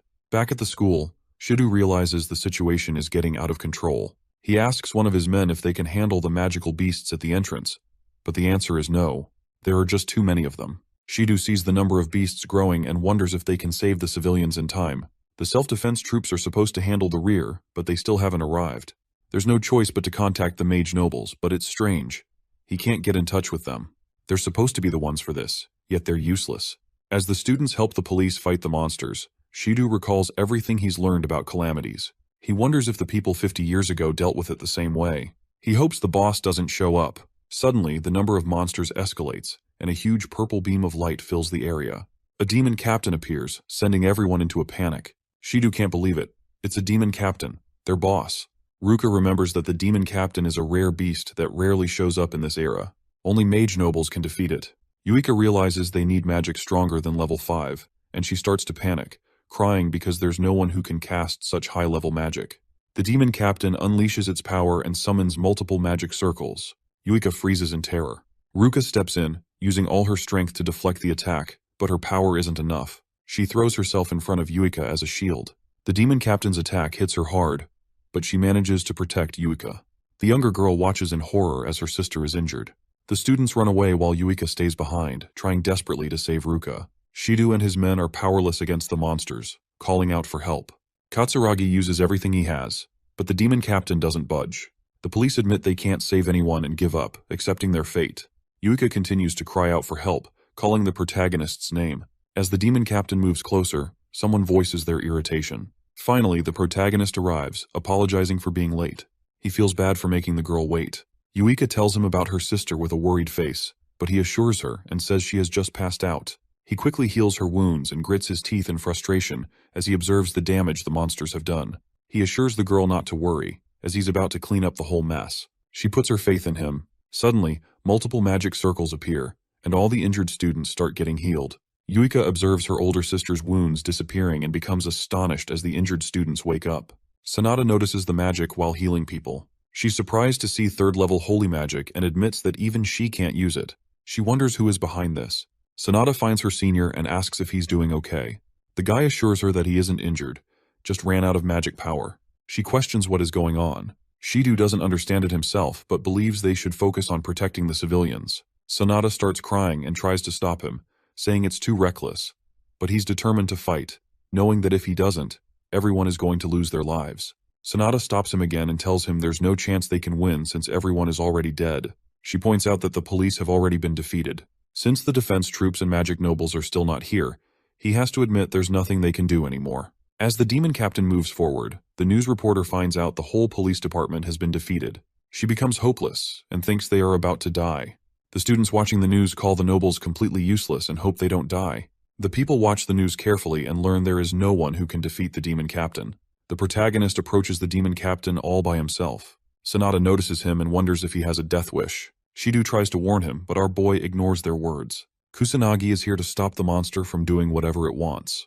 The demon captain terrifyingly expresses its desire to kill and destroy. Everyone becomes scared, and a few students almost piss their pants. Shido and Sanada are unable to move from the fear and pressure, but the boy remains unfazed. He throws an attack and tells the monster to shut its mouth. The demon captain starts screaming out of rage, and all the monsters follow its lead as it pulls out huge magic circles and starts attacking the protagonist. He remembers going all out the last time he was facing the calamity. Our boy knows everyone around him will die if he does that again, so he decides to hold back to avoid involving the people. The monster's attacks hit him hard. Shido believes he got killed, but as the attacks almost reach the students, our boy pulls out his shields and shoots out multiple magic bullets to push back the army of monsters. Shido becomes shocked and wonders who he even is. The news reporter finds out a student is fighting the monsters alone. She decides to go closer since they can't see his face. The camera blows up suddenly. Yuika smiles as she knows the protagonist was doing his best to not reveal his identity. She believes he can go all out without distractions now. As the boy shoots out magic bullets persistently, the students finally see hope and start cheering for his victory. A few magical beasts sneak up from behind and almost attack the students, but Shido kills them and decides to support Kusanagi from behind, as that's the only thing they can do right now. Our boy smiles as he sees the hard-working police. He praises them and admits they aren't as bad as he thought. He keeps shooting the magic bullets. The demon captain screams and summons multiple magic circles. It starts going all out and summons 6th level magic, surprising Shido. He thinks they're doomed since its strong magic is on par with the nobles, and there is no hope left for them. The demon captain uses 6th level dragon flames, and the whole place gets engulfed by flames. Everyone tries to save themselves as a huge tornado of fire slowly eats up the whole place. Shido tries to protect his partner, Sanada, but the students become hopeless, accepting that they're all about to die. Sanada asks God for help, hoping at least the students can survive. Shido doubts any student, no matter how strong, can beat the demon captain. He doesn't believe Kusanagi stands a chance. Yuika, however, puts all her faith in the protagonist. She believes in him with every cell of her body, convinced he can definitely win. As the huge attack heads toward him, Kusanagi notices it's slow. He realizes it's because the demon captain is forcing itself to use 6th level magic. He admits there's no way he can face it with just 2nd level magic. So, despite his desire to avoid standing out, he decides to use more power. Kusanagi summons 4 magic circles and begins using the water attribute. Yuika smiles and starts cheering for him. The water turns into a massive serpent, and Shido is amazed, wondering if this is synthesis magic. The water and fire attacks clash, with Kusanagi starting to overpower the demon captain. But the demon captain refuses to back down, pushing harder, yelling its desire to kill and destroy the human race. The fire magic intensifies, but Kusanagi puts in a little more power, and after some struggle, the demon captain realizes it's about to die. The monster questions how it was defeated by a mere kid. Kusanagi calmly replies that it's because of the demon captain's lack of training. He'd hoped for a better fight, but is disappointed to learn it was weaker than expected. The sky finally returns to normal. Kusanagi smiles, relieved that the calamity is over now that he's defeated the final boss. The students are in shock, finding it hard to believe Kusanagi defeated the demon captain. They all get up and begin celebrating. Even the news reporter and cameraman join in, finally feeling safe. Sanada comforts a student, assuring her that it's safe now, as the calamity is over. Shido stares at Kusanagi, calling it impossible. He doesn't understand how a student could stop the calamity alone. He doubts even the nobles could have defeated the demon captain with 6th level magic and wonders who Kusanagi really is. His legs give out from overexertion. Kusanagi finds Yuika and tells her he's ended everything. She smiles and says she always believed in him, thanking him. This brings a smile to his face. Suddenly, the students surround him, praising him for what he did. They all show their gratitude, but Kusanagi, irritated, asks them to step back. He regrets standing out like this, just like in his past life, and hopes he won't have to live an annoying life from here on. Yuika notices how annoyed he looks. The announcement comes. The calamity at Kamui Magic Academy has been stopped. The academy refuses to share details about the boy who defeated the boss monster single-handedly.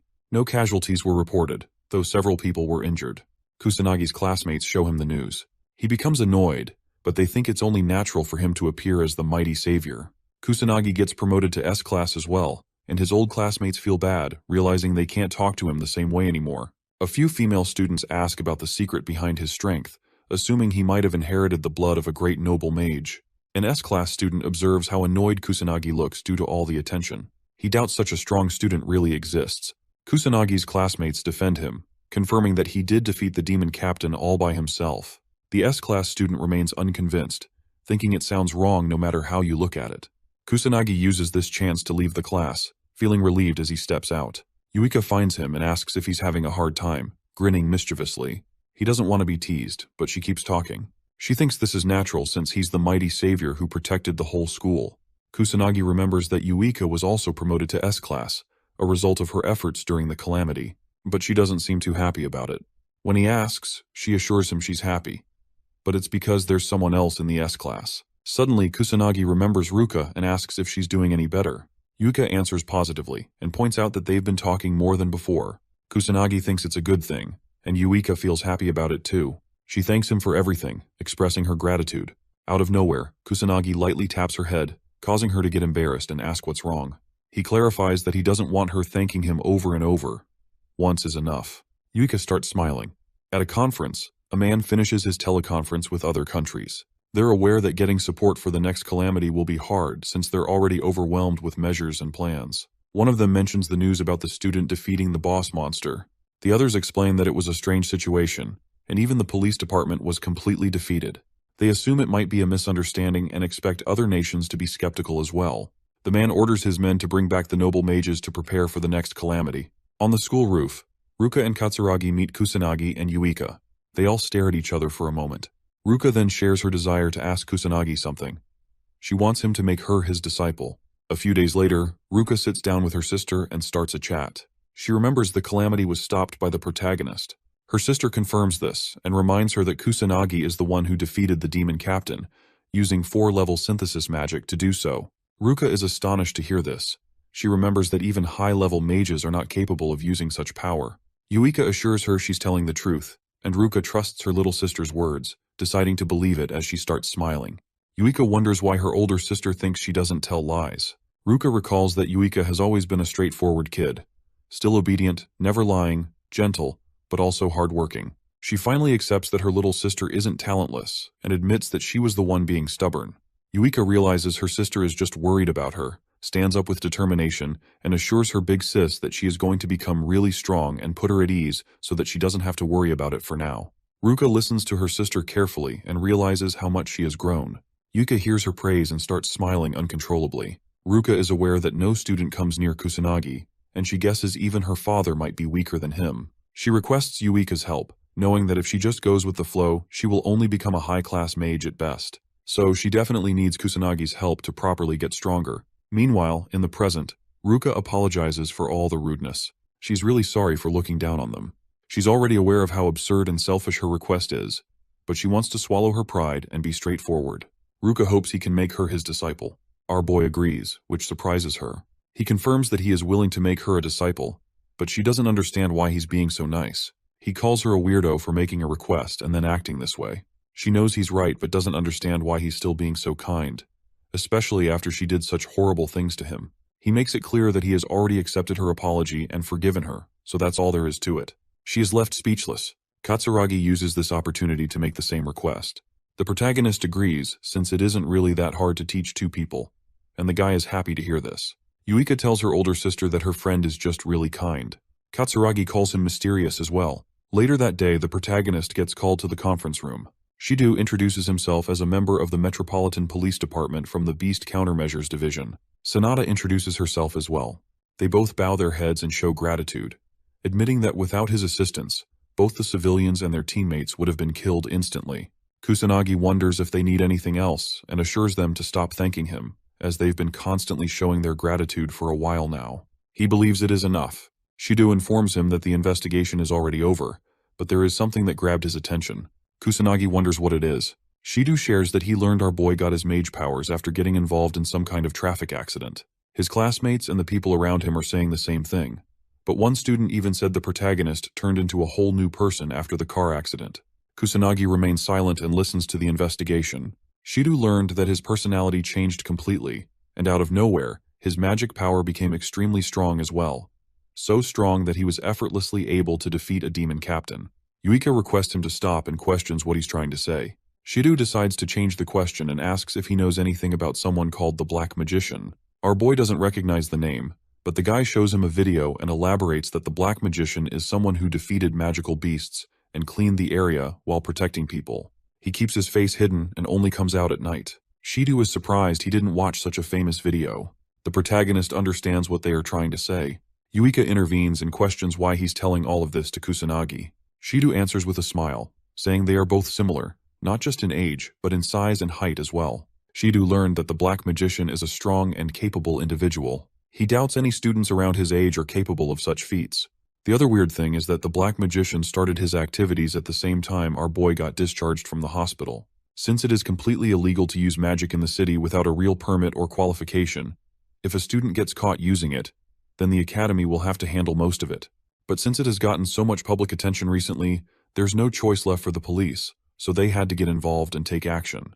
Shido makes it clear that just expulsion won't be enough, but if the protagonist confesses, they are willing to do him a favor and lessen his punishment. So, he needs to answer carefully. Shido asks once more if he is the Black Magician. Kusanagi answers negatively with zero expression on his face. Shido looks relieved and smiles, happy to hear that our boy is not the Black Magician. The guy thanks him for everything and decides to leave for now. As he leaves the room, Shido is surprised that our boy didn't show a single expression. He praises his courage to lie so openly if he really is the Black Magician. He admits Kusanagi is nothing like a normal student and believes he is hiding something. Sanada already knows Kusanagi is the Black Magician since their voices are similar. She wonders if his intentions were purely to save people that night. Sanada decides to keep his identity hidden, even though she knows this can be counted as a failure for a policeman. She believes the protagonist is a kind person. Shido decides to try his best to reveal the Black Magician's identity, while Sanada thinks about keeping it hidden and helping the guy however she can. After a while, the homeroom teacher of the S-class introduces both Mizuha Yuika and Kusanagi Minato to the whole class. She hopes the other students can get along with them. The students start asking if he really is the one who defeated the demon captain. The girls ask Yuika how she feels being a noble mage. The teacher advises everyone to sit down as the class is about to begin. She is surprised to see how famous both new students are. Kusanagi had to answer questions all day, and he feels horrible. He remembers this is the reason he was trying to keep his identity hidden. He hears someone call him from behind. Our boy looks back and finds the girl he saved earlier standing in front of him. She hopes he doesn't mind giving her a little bit of his time. As the boy finds himself on the rooftop again, he wonders if it is some kind of norm to always go to the top whenever you have to talk about something. Yuika follows him and looks at what's happening from behind a wall. She was hoping she could get some private training in and wonders why he is on the rooftop. She feels a bit jealous seeing him alone with a girl and tries to see what they're trying to do. The girl asks if he still remembers her, but our boy says he doesn't. She reminds him he's the one who saved her during the calamity, and he finally remembers who she is. The girl recalls that she was about to die because of the magical beasts at the combat lesson, but then somebody used their magic and saved her. She believes the one behind that magic attack was also Kusanagi. He remembers it, and she starts thanking him for saving her life. He doesn't mind it and says he just did what he could. The girl starts blushing and calls him cool. Yuika tries her best to listen to what they are saying, but she is barely able to hear anything. The girl reveals her feelings and says she is in love with our boy. She hopes he goes on a date with her. Yuika is shocked to learn she is confessing her feelings. The protagonist barely looks surprised. She knows she doesn't have many positive things, but she assures him she will do her best, so she hopes he can make her his girlfriend. Kusanagi smiles and thanks the girl for the confession. She starts smiling, but he continues to talk and says he is sorry. Her smile drops instantly. He politely tells her he doesn't have any time to start dating anyone since he has to do something very important. She understands his reasoning and tries to smile again. She is glad he was straightforward with her and decides to give up on him now. The girl leaves the rooftop with tears in her eyes. Kusanagi advises Yuka to stop hiding and just come out. She gets caught and comes out with an awkward smile. She thought she hid her mana well this time and wonders how he noticed. He calls her mana control horrible and lets her know it is literally spilling everywhere. This is the second time he caught her sneaking around like this. He wonders if she has a peeping fetish. Yuika embarrassingly tells him she just came at the wrong time. She wasn't hoping to listen to anything. She asks why he rejected such a cute and pretty girl. Kusanagi makes it clear that he doesn't want to date anyone right now. She is surprised, but he thinks he is just too far apart in age, even though he is physically in the same school year as them. Yuika starts feeling glad as she learns he doesn't want to go out with anyone. She doesn't understand why she feels so relieved to hear that he isn't planning on dating anyone. She looks at him with a concerned face. Kusanagi advises her to start working on her mana control as it is completely horrible. He believes she needs a lot more practice. She assures him she is aware and becomes determined to work as hard as she can to surpass her current strength so that someday he can finally acknowledge her. During nighttime, the protagonist reaches another area filled with monsters. He wonders if a new calamity is going to appear since they keep increasing. He hears a girl scream for help. A man uses his magic illegally to harass a girl. He tells her it is pointless to scream since there is no one around. Kusanagi intervenes and shows the guy there is still someone around. The thug becomes surprised, but our boy doesn't give him any time and quickly punches his stomach. He uses his magic to knock the guy unconscious. He learns it is just an amateur mage and a thug, but his close combat skills are horrible. He guesses the guy isn't used to fighting mages. The girl he saved thanks him and questions if he is the black mage. He becomes annoyed and quickly leaves while ignoring her words. Kusanagi realizes the black mage all the students and the policeman mentioned was him all along. He doesn't understand how he became so popular. The next day, while eating with his friends, the protagonist talks about the black mage. He remembers Shido talked about an amateur mage who only comes out at night. He heard many people talk about it, so he is just curious. Katsuragi guesses it is because the black mage has gotten really popular on the internet. Our boy asks what the internet is with an innocent face. He wonders if it is something similar to a fishing net. Everyone is shocked to hear this. They all wonder if he is crazy. In this era, it's hard for them to believe he doesn't know about something like the internet. They understand he is very isolated and lives under a rock, but this is worse than what they were expecting. Yuika explains the internet is an information network that covers the whole globe. Anyone can share any kind of information on it, so things like the black mage spread instantly. People can also find anything there, and since it has pictures and videos, it practically holds everything. Kusanagi finally understands it. Katsuragi helps him understand he can access any kind of information on his smartphone. He asks the boy to pull it out and try opening a random application. Kusanagi's face brightens up, and he smiles uncontrollably as he finally opens a search engine. They all praise him and explain he can use the internet to see anything now. Our boy calls it easy. Ruka remembers he promised to help them train. She is wondering when they begin their training. Kusanagi agrees on training them once the school ends, as they also helped him learn how to use a smartphone. He thinks about doing his best to train them well. Yuika expects something bad will happen as she hears his words. During their training, all three of them get tired and fall to the ground. Kusanagi is disappointed as they haven't even warmed up yet. He wants them to train like their life depends on it. They all get up once more and assure him they won't go down so easily. He is glad to hear this and orders them to come attack him with everything they have. They pull out their magic circles and follow his orders. Somewhere else, near the Tokyo Tower, a few men remember everything was completely normal a few seconds ago as they both observe the red sky. They both become terrified and wonder what's happening. A huge army of monsters filled with multiple demon soldiers and demon captains appear. As they all continue their training, all three of them fall back down. He asks if they have given up already. Ruka and Katsuragi attack him at once, determinedly telling him they haven't given up yet. He uses a barrier to protect himself and shoots his magic bullets to defeat them with zero effort. They both get hurt, but Yuika sneaks up from behind and tries to catch him off guard. He is easily able to dodge her and again uses the same attack to defeat Yuika as well. Kusanagi announces break time and lets all of them rest for a little bit. They are all relieved as they can finally catch their breath.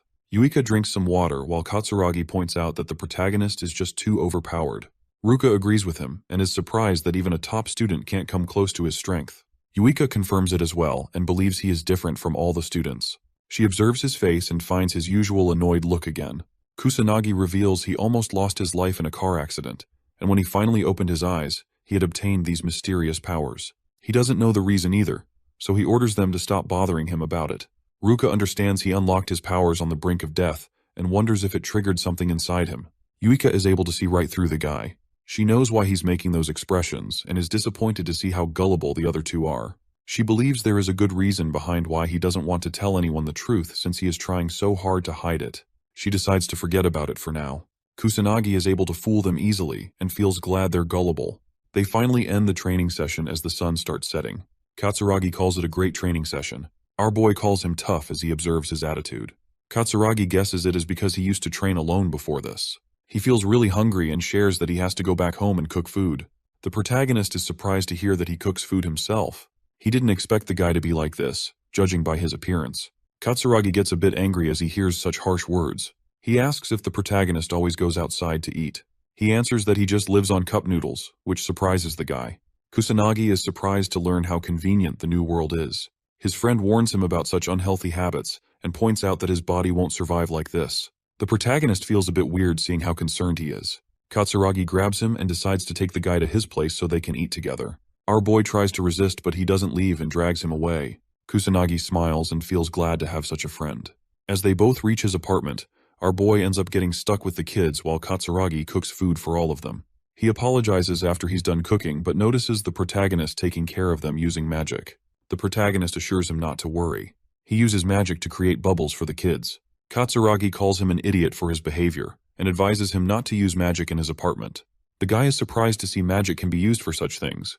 The little kid comforts our boy after he gets scolded. Katsuragi is shocked to learn he is really good at taking care of kids. The protagonist suddenly remembers the calamity in his past life. He calls kids precious.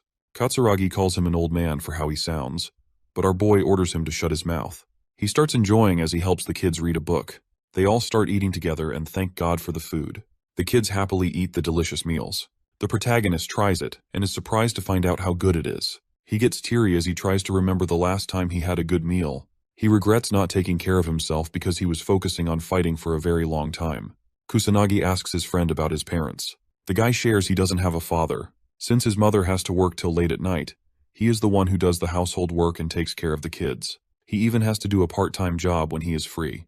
Kusanagi is shocked to hear his routine, but the guy assures him he likes taking care of his family. The protagonist understands it and remembers he is a complete musclehead who likes challenging stuff. They all end up sleeping together. He apologizes to Kusanagi for having him sleep at their house because of the selfish kids. He doesn't mind it, and feels good doing such a thing for a change of pace. Katsuragi is relieved and shows his gratitude. The protagonist doesn't understand why he's thanking him, but the guy elaborates that it is about Ruka. She looks happier these days, and he believes it is all thanks to Kusanagi. Our boy wonders if this is something related to love. He asks the guy if he holds feelings for Ruka, but Katsuragi answers negatively. He shares they are both misfits who don't get along well with others, so they naturally became great friends. Kusanagi finds it similar to his situation. The next day, both Kusanagi and his friend walk together towards school. Yuika frustratingly wonders why they're so late. Katsuragi shares that the protagonist kept sleeping. They both find out the boys had a sleepover together.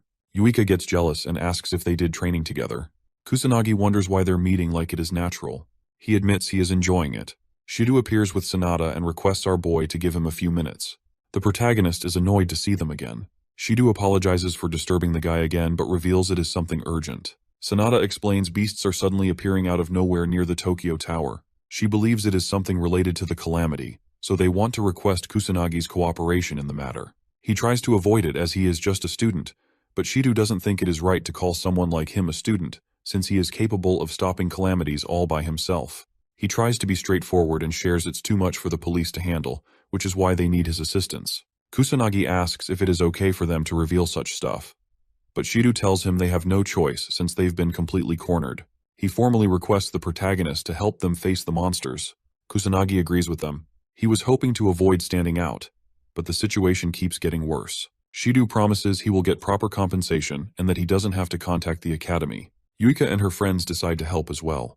Ruka is confident they can provide support from the rear, and Katsuragi agrees with them. Shido thanks them for their effort but refuses to let them come along, as it is just not possible. Ruka tries to convince him, but Shido doesn't believe they are capable of fighting in a real battle since they are just the top students of their academy. He asks if any of them come close to Kusanagi's level. They all become ashamed and speechless. Shido advises them to head toward the academy while he invites Kusanagi to come with him. The protagonist hopes his friends can someday catch up to him, and they all become motivated, confidently answering that they will.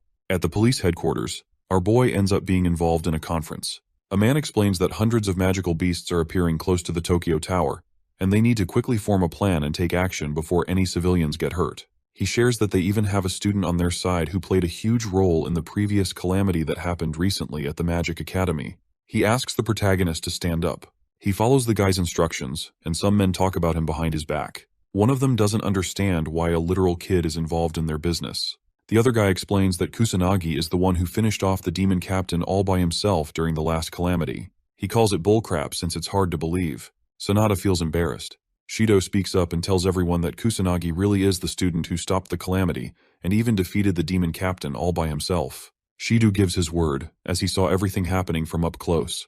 He believes there is no one on the same power level as the protagonist. Since our boy was involved in the calamity that happened after 50 years, Shido thinks it is a good decision to have him cooperate with them. He hopes everyone will treat the boy as their partner instead of a student. The men still don't believe it and think he's just a mere student acting all high and mighty, even though he's in a place filled with so many professionals. The leader tells them their goal is still the same, even with a new face among them. He orders them to immediately take action and kill the monsters. As everyone leaves, Shido finds the boy and apologizes for what he had to listen to. Kusanagi thinks it's okay and guesses his arrival just put them in a bad mood.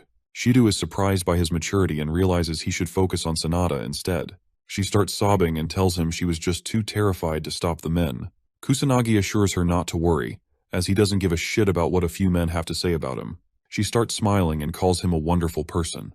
As they all drive toward the Tokyo Tower, Kusanagi asks about the approximate combat power they have right now. The policeman answers that they have 80 mages. Only a few among them are high rank, while the rest are just middle rank mages.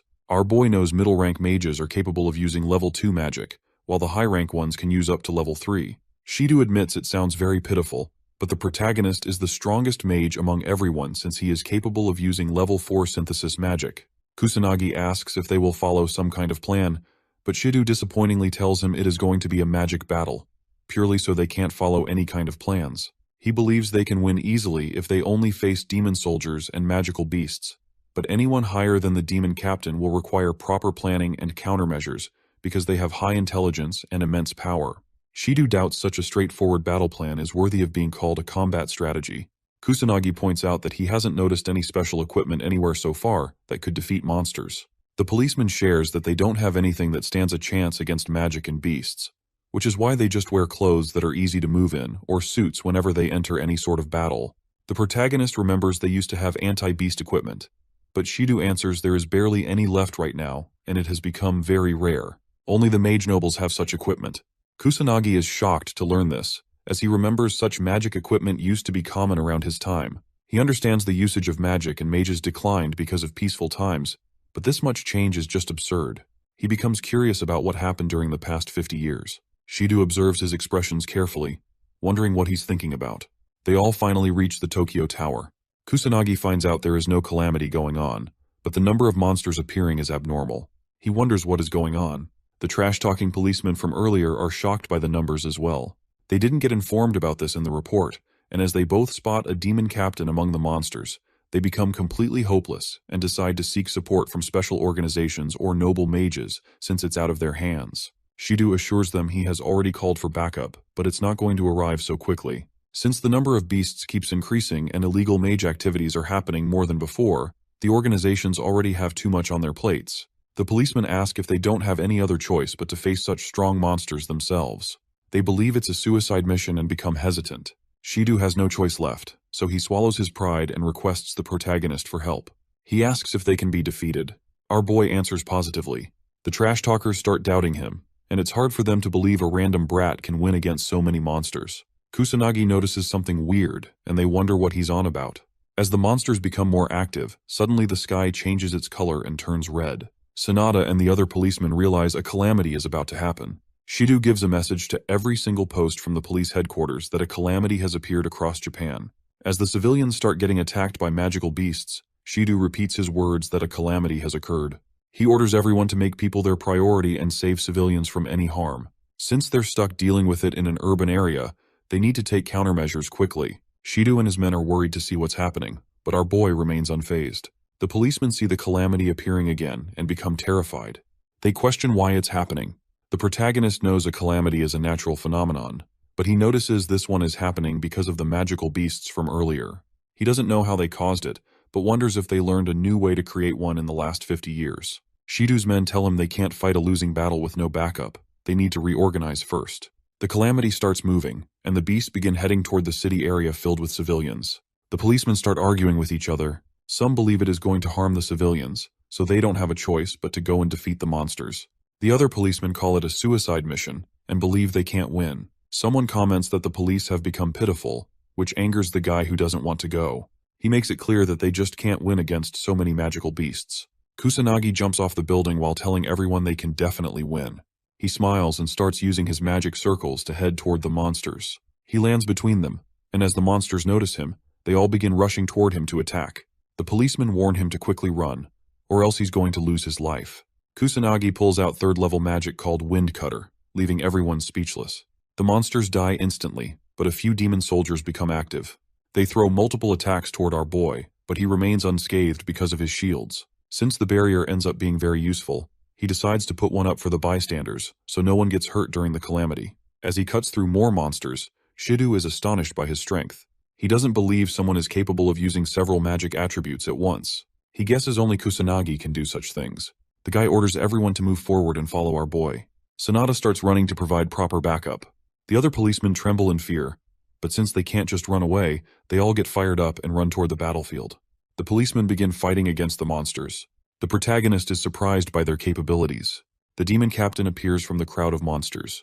A policeman notices and becomes hopeless, since only a legendary class mage can defeat such a monstrosity. Kusanagi pulls out the water serpent again, and assures the policemen they can leave the demon captain to him, while they all handle the rest. In mere seconds, he defeats the demon captain, leaving everyone shocked. They admit he is very powerful. Shidu orders everyone to continue fighting until the boss monster appears. He orders them to handle the rest while Kusanagi can take care of the demon captain and anything stronger than that. As the protagonist fights the monsters, he remembers the worldwide calamity that appeared 60 years ago, which was the first calamity. After that event, calamities became common and kept showing up again and again, continuing to destroy the world. He doesn't want what happened 60 years ago to repeat itself since the calamity will just spread worldwide. He is glad to be here and is determined to stop the calamity from destroying the human race. Sanada gets attacked by a demon soldier, but the protagonist intervenes and instantly kills it. She remembers it is the same as that night. He asks if she's fine. Sanada thanks him and tries getting up. He realizes it is the same situation as before. He becomes worried and anxiously questions if she found out. Sanada doesn't understand why he became the black mage. She wonders how strong he is but doesn't want him to hate her for asking weird questions. She blushes and tries to stop herself from thinking anything weird since he is just a student. Sanada gets attacked again, but Kusanagi protects her from the danger and advises her to be more careful. She apologizes. He requests that she stay by his side so he can protect her. He notices she isn't capable of using combat magic. Sanada starts blushing again and follows his instructions. She questions if he really is a student since he sounds more like an adult compared to her. Out of nowhere, all the police mages feel an immense pressure. They start trembling in fear and wonder what's happening. A monster emerges from the light. Shidu notices it is the subspecies of a demon captain. He questions why such a higher species of demon captain is appearing now. The policemen realize their victory is impossible. They doubt even mage nobles can win against such a strong monster. Kusanagi steps forward. They try to stop him from getting hurt, as they don't think he can defeat it no matter how strong he might be. Kusanagi tells them he'll win. The guys stop trembling so much. Sanada starts praying for Kusanagi's victory. Shidu knows he holds the same strength as the mage nobles, so there is a good chance he might win against the subspecies as well. As the monster comes face to face with the protagonist, Shidu becomes excited to finally see our boy's true strength. Shidu orders everyone to keep giving it their all until the boss monster finally dies. Kusanagi confronts the new demon captain. It starts attacking and throws fire magic at him. The policemen can't believe how strong the monster is as they see it destroying multiple things with level 1 magic. Our boy doesn't get scratched at all. The monster wonders what he even is. Kusanagi answers that he is just a student. He starts using his water serpent again. The demon captain becomes determined to kill our boy and unleashes a huge fire serpent. The policemen notice that it is level 6 magic and become hopeless. Kusanagi knows that if he avoids the attack or just blocks it with his magic, there is a chance his allies might get engulfed in all the fire, so he wonders what he should do next. All the beasts start gathering around suddenly. The police are confused, but as they all attack Kusanagi, Sanada tries to warn him. He remains unfazed despite seeing multiple strong attacks coming his way. He destroys the demon captain's fire serpent with his water attribute and blocks the magical beast's attacks with his non-attribute shields. Water starts pouring down. The protagonist is a bit underwhelmed as he realizes it is already over. Shido's jaw drops, seeing how strong our boy is. Sanada doesn't understand what just happened. Shido, still in shock, holds his head as he sees unimaginable things happening in front of him. Only a mage noble can use level 6 magic since it is an advanced technique on a similar level as remote activation. Sanada asks if Kusanagi really did all that. Shido shares an even more surprising thing he just witnessed. The protagonist just used a second type of magic at the same time while facing the demon captain. Usually there is a buffer time whenever someone uses 2 magic spells, but Kusanagi just used them at the same time. Even a single type of magic is hard to control, so using 2 simultaneously makes the protagonist stronger than even the noble mages. Shido is happy to see everything went as he expected. He believes he has found the person he always wanted, the new Ichikami Minato. The protagonist advises the demon captain to follow him so they can fight somewhere else, as it is too stuffy here. The demon captain starts using level 1 aerial magic and flies away. As it moves somewhere else, it admits it is a bit surprised that it knows how to use aerial magic. The demon captain thinks he had to move so he doesn't get any sort of cooperation from its army. The boy clarifies he doesn't feel fazed by the shitty cooperation from other beasts. With a cold expression, he reveals they moved so he doesn't have to hold back anymore. The demon captain moves forward and attacks him, but our boy easily dodges all the attacks coming his way. He uses his arms to block a few blows. The demon captain uses the opportunity to throw fire magic. It hits the boy directly, but the monster hits him again and slams him on the ground without wasting a second. As the smoke clears, Kusanagi comes out unfazed, leaving the demon captain shocked. He moves forward to attack it and knows it resorted to hand-to-hand combat because its magic is completely useless against him. He calls the demon captain's efforts useless and makes it clear it can't land a strike on him while punching its head really hard. The demon captain goes flying away but saves itself by summoning a magic circle. It doubts his punch can do anything since he is just a mere human, but suddenly its whole body starts trembling. The demon captain doesn't understand how strong he is. It gets mad and questions who he even is. Kusanagi smiles and lets it know magic isn't the only thing he can use. He decides to show the demon captain a technique he created himself. The protagonist smiles and unleashes his powers. The demon captain becomes amazed. Shido and Sanada feel the pressure and notice there is something above them. Kusanagi uses the magic he is emitting to protect his body. He starts feeling powerful, but the demon captain calls human attacks useless, even though he's using magic to cover himself. Kusanagi doesn't agree with it and decides to give his powers a try. He starts throwing punches and pushes back the demon captain, who is left with no choice as attacks come from all directions. The monster tries pathetically to protect itself, but Kusanagi keeps hitting it with his new technique. Shido observes the fight and notices the boy is overpowering a literal monster in hand-to-hand combat. He questions how it's even possible since human attacks are too weak against monsters. He is slowly harming the monster with just his fists. The demon captain gets injured and doesn't understand how a human attack can push him to such a pathetic state. Kusanagi is aware that normal attacks or any weapons have no effect on monsters, but if someone puts a huge amount of magic power behind them, the attacks actually work. Attacking while covering the whole body with magic power is called the fusion of martial arts and magic craft. He named it magic martial arts. The demon captain doesn't believe a trash human has just surpassed him in strength. It doesn't accept its defeat and tries to attack Kusanagi, but he dodges it with ease. Without wasting a second, he lands a strong punch, drilling a hole in its stomach. The demon captain calls him a monster for such strength. The other monsters find out their leader has already died. The sky turns back to normal, and the calamity finally ends. The policemen are relieved and learn the boy did everything. Shido advises them to kill the remaining beasts as well and keep their guards up.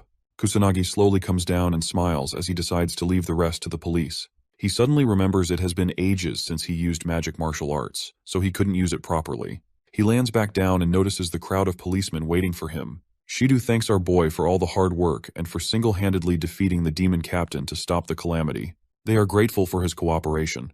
The whole police department gives Kusanagi a salute in respect. Ever since this incident, calamities have kept appearing across the globe continuously.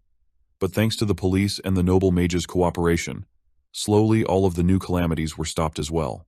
People grew anxious because of the calamities and started hating the government for not being properly prepared.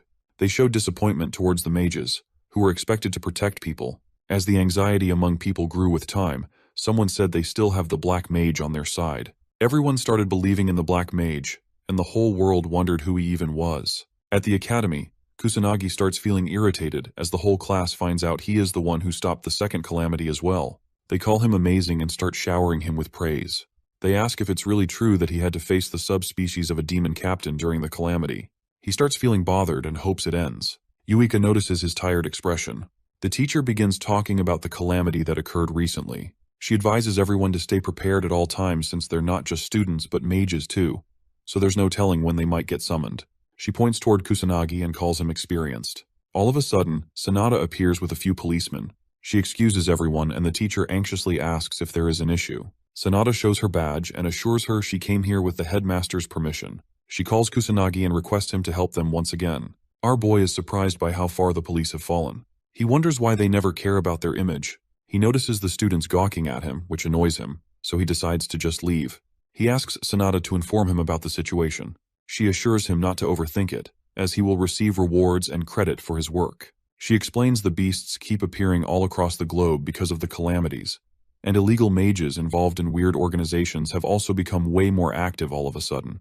Since they are lacking in manpower, Kusanagi says they came to get him. Sanada feels bad about asking him for help so many times but tells him they have no other choice since he is the strongest. Kusanagi pulls out his phone and advises her to just give him a call next time. Sanada apologizes and understands him.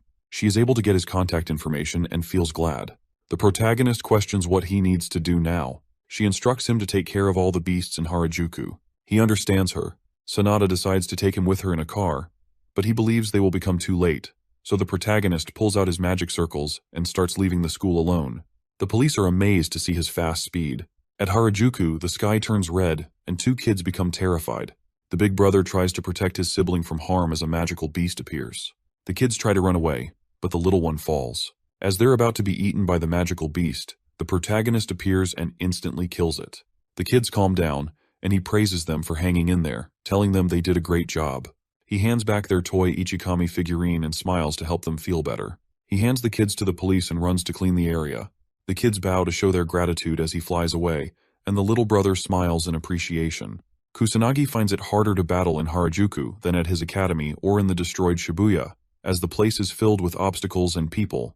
He can't use magic bullets, or he might hurt civilians still running for their lives. He can differentiate between humans and beasts, but normal people with zero magic can't be detected easily. The only way to save everyone is by patrolling the area. The police arrive, focusing on killing the monsters while leaving civilian rescue to the army and firefighters. They find Kusanagi and call his name. Our boy remembers him from the calamity, comes down, and guesses the policeman is reinforcement. He finds it helpful and asks about the situation. The policeman shares they haven't saved half the civilians and are struggling to reach the east side. Kusanagi shoots a few bullets and decides to check the east side. The policeman warns him about illegal mages there, according to reports, but knows there's no point in warning Kusanagi since he's the strongest. The other policemen notice him and wonder who he is, as he defeated multiple beasts with ease. They believe he's some kind of savior during these difficult times. Kusanagi defeats a demon captain with his 6th level burst stream. He's surprised to find demon captains, even though there's no calamity, something that hadn't happened even 50 years ago. As the number of beasts increases, Kusanagi realizes they're getting stronger, and the situation is getting so bad that even he finds it hard to handle. He believes he needs a plan before things get out of hand. Kusanagi saves 2 more civilians and hands them to the firefighters. He has a few plans but isn't sure which one to follow. He uses his bubbles to save more people. Sanada and a few policemen appear, and he helps calm the civilians. The police thank him again, believing they minimized the damage because of him. Kusanagi disagrees, saying it was thanks to the police and firefighters. He was simply helping out. The policeman admits he's an awesome student. They apologize for their rude behavior during the last calamity, admitting their pride caused it. Kusanagi tells them not to worry and to stop thinking about it. The policemen are amazed by his maturity and thank him again. Sanada steps forward and thanks him as well, noting she keeps relying on his powers, even though he's just a student. He assures her not to worry, as he agreed to help. Kusanagi points out that the number of monsters keeps increasing, and this time, they're stronger. Sanada agrees, thinking they need a plan to counter the calamity. She mentions her senior is doing his best to take action. As she speaks, the kids from earlier approach Kusanagi and thank him for saving them. He's happy to see they're safe. The little kid asks if he's the great sage, and the older one apologizes, saying his brother is obsessed with the great sage. Kusanagi notices the toy and realizes it's an Ichikami figurine. He tells the kids he's really the great sage, and the kid smiles, already knowing. Kusanagi remembers his past life, where someone requested Ichikami to let him make a doll of him. The guy excitedly shared he wouldn't just make a doll but photo cards and key holders too. Ichikami doubted anyone would want such things. The guy told him people needed the great sage's support in their hearts, and such items would be great for kids. Ichikami didn't fully agree, but the guy called him wrong, believing it would keep people safe for 100 years, not just 50. He begged for Ichikami's permission. Kusanagi smiles, realizing the guy was right. He knows mere dolls can't save people, but people need him again now. At a shady club in the capital, a few men report on the Black Mage to their leader, Kuroya Kuto, president of the Underground Mage Guild, Black Rebellion. He gets up after hearing about an illegal mage who doesn't belong to any guild. Furious, he learns the Black Mage dares to go against him. He asks his lackey if he's correct, and the terrified underling answers yes. Kuroi orders them to find the Black Mage's real identity, using military force if necessary. Someone asks if they have permission to kill him. It's the executive manager Kaga Shuji. Kuroi answers they can only kill him after torturing him. Kaga becomes excited, making an evil expression. Ruka asks Kusanagi about his magic power level. Yuika says the same, as she has been curious for a while. She wonders if it is 100,000 or maybe even 500,000. Yuika knows it's possible for someone like our boy. He answers it's 99,990,000 with an expressionless face. Everyone is speechless at first. Yuika doesn't believe it, and Katsuragi agrees with her as well.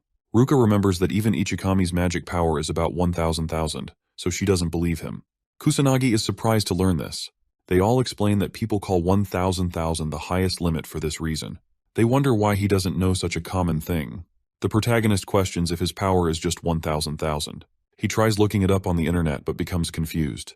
He smiles and admits he doesn't know how to use a phone. Since it's not worth the effort, he decides to give up. He gets a call from Shido. The boy asks what's wrong, and Shido apologizes for the disturbance, asking if he has some time to spare. Kusanagi answers positively, so the policeman asks if his friends are near him as well.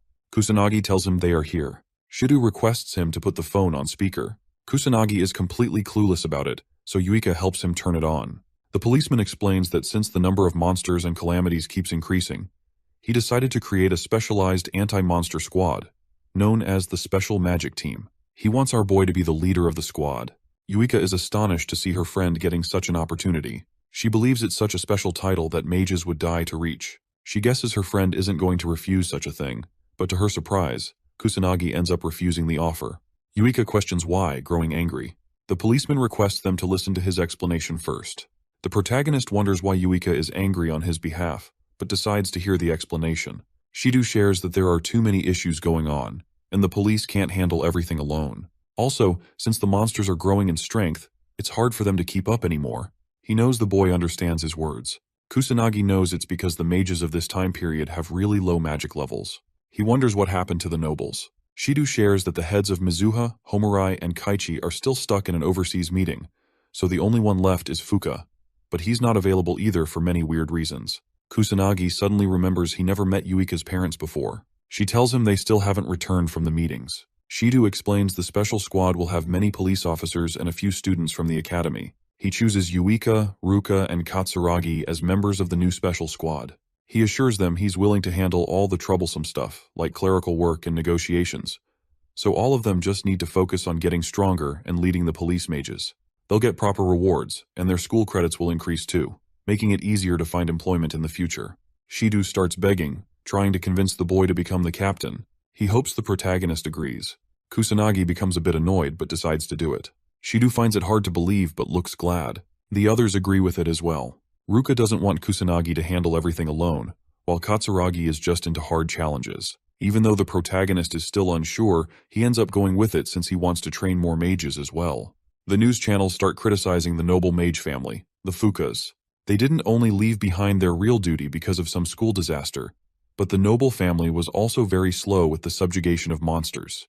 The noble man hears the news and calls the reporters dumb, since they're assuming noble mages can handle anything. Someone calls, so the noble mage gives him permission to enter. His butler appears and shares that the Metropolitan Police Department sent him a document.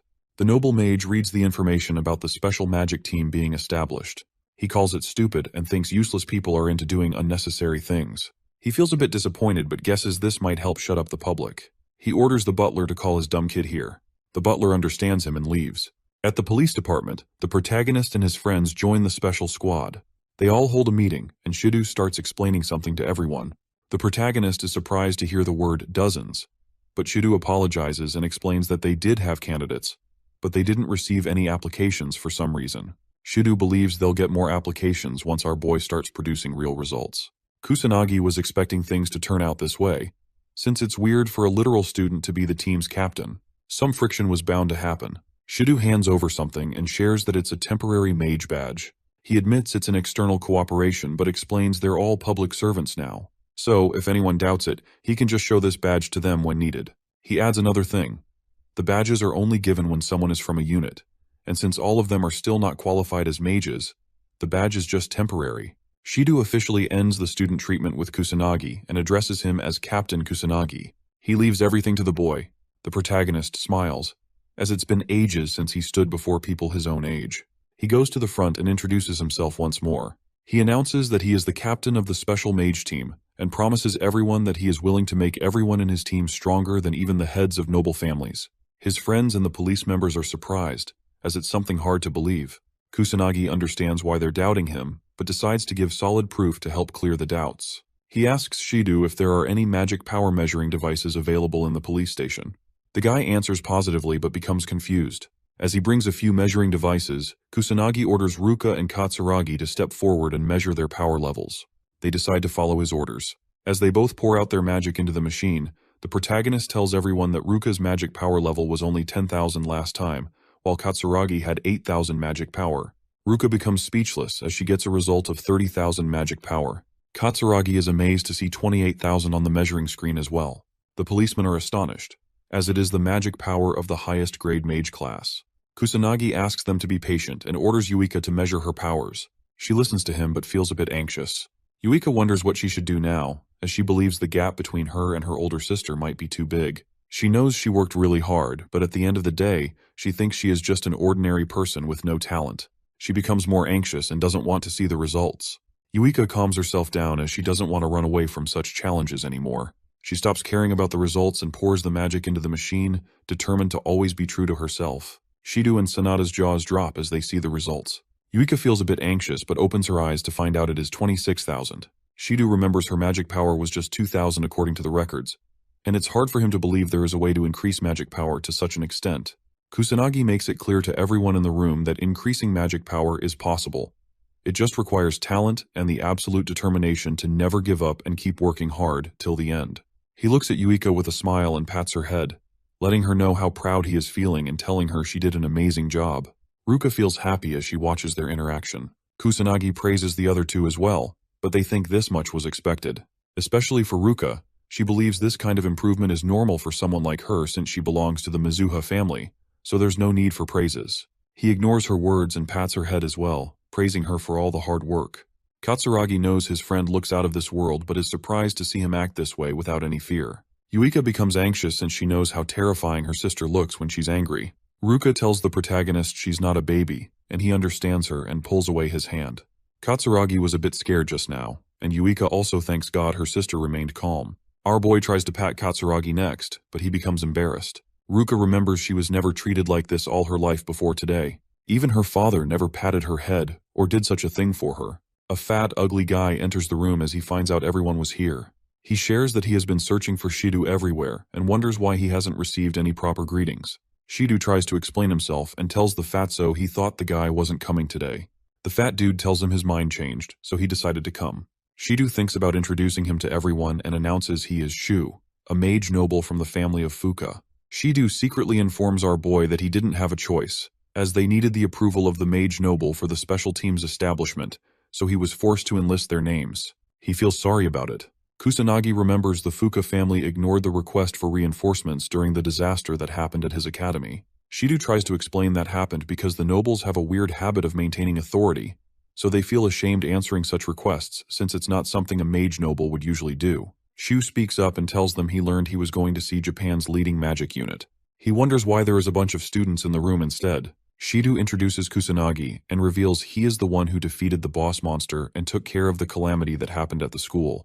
For his amazing achievements, he has been chosen to lead the team as the captain of the unit. Shu carefully looks at him and wonders how a trash student who doesn't even belong to a noble family stopped the school disaster. He steps on the protagonist's foot and arrogantly tells him he is nothing more than a piece of trash. He feels enraged to see our boy as the captain.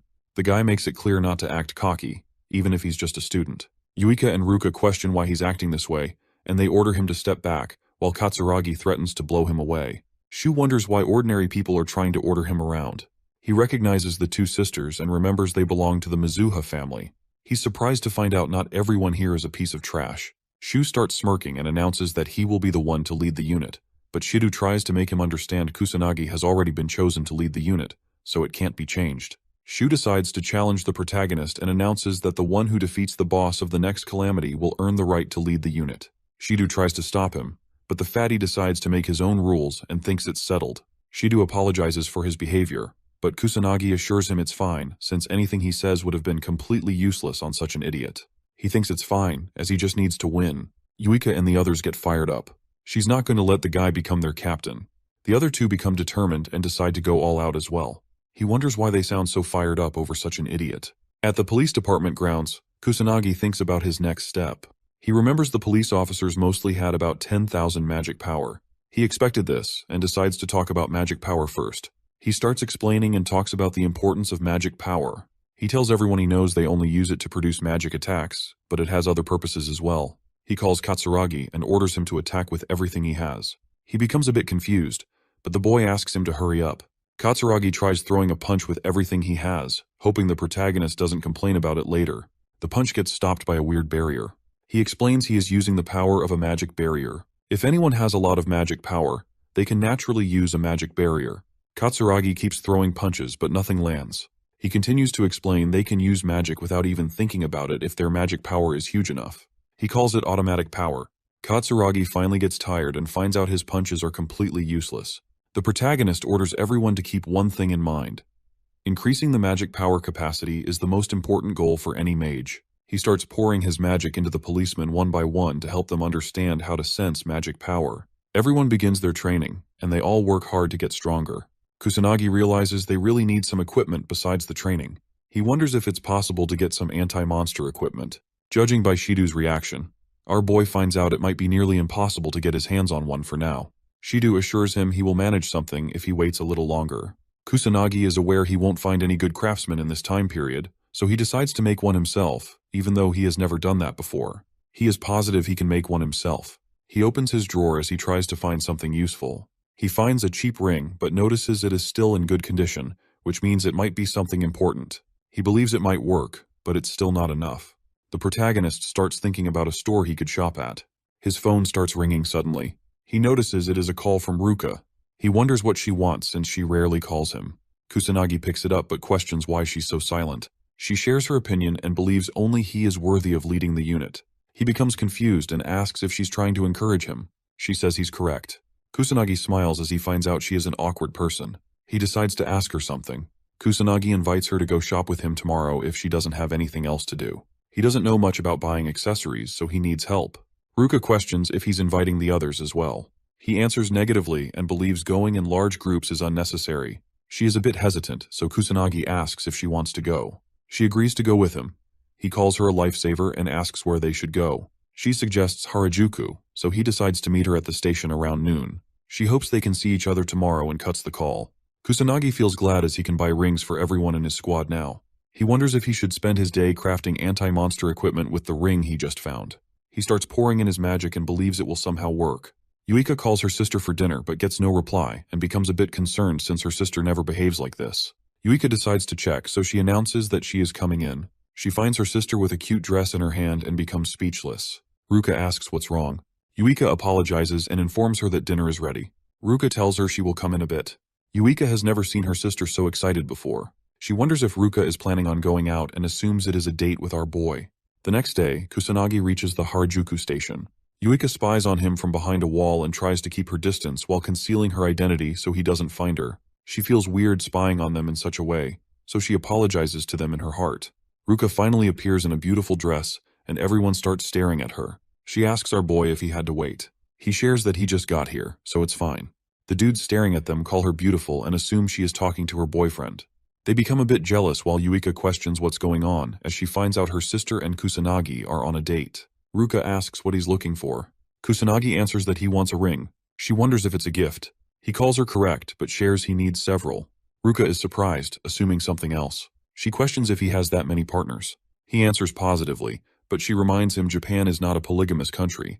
He assures her he already knows that. Ruka advises him to buy inexpensive ones if he is planning to buy in bulk. She remembers the perfect place, so he decides to leave it to her. They visit multiple shops while Yuika observes them both from a distance. After a few hours of trying, Ruka admits it is really hard to find rings that are sturdy, inexpensive, and not too fancy. Kusanagi feels a bit annoyed since whenever they finally choose a good ring, something is always missing. He checks another one and realizes it looks pretty expensive as well. Yuika drinks her juice from a distance and wonders what they're both talking about. She feels a bit jealous seeing them stand so close to each other. The manager approaches them with a smile and asks what they're looking for.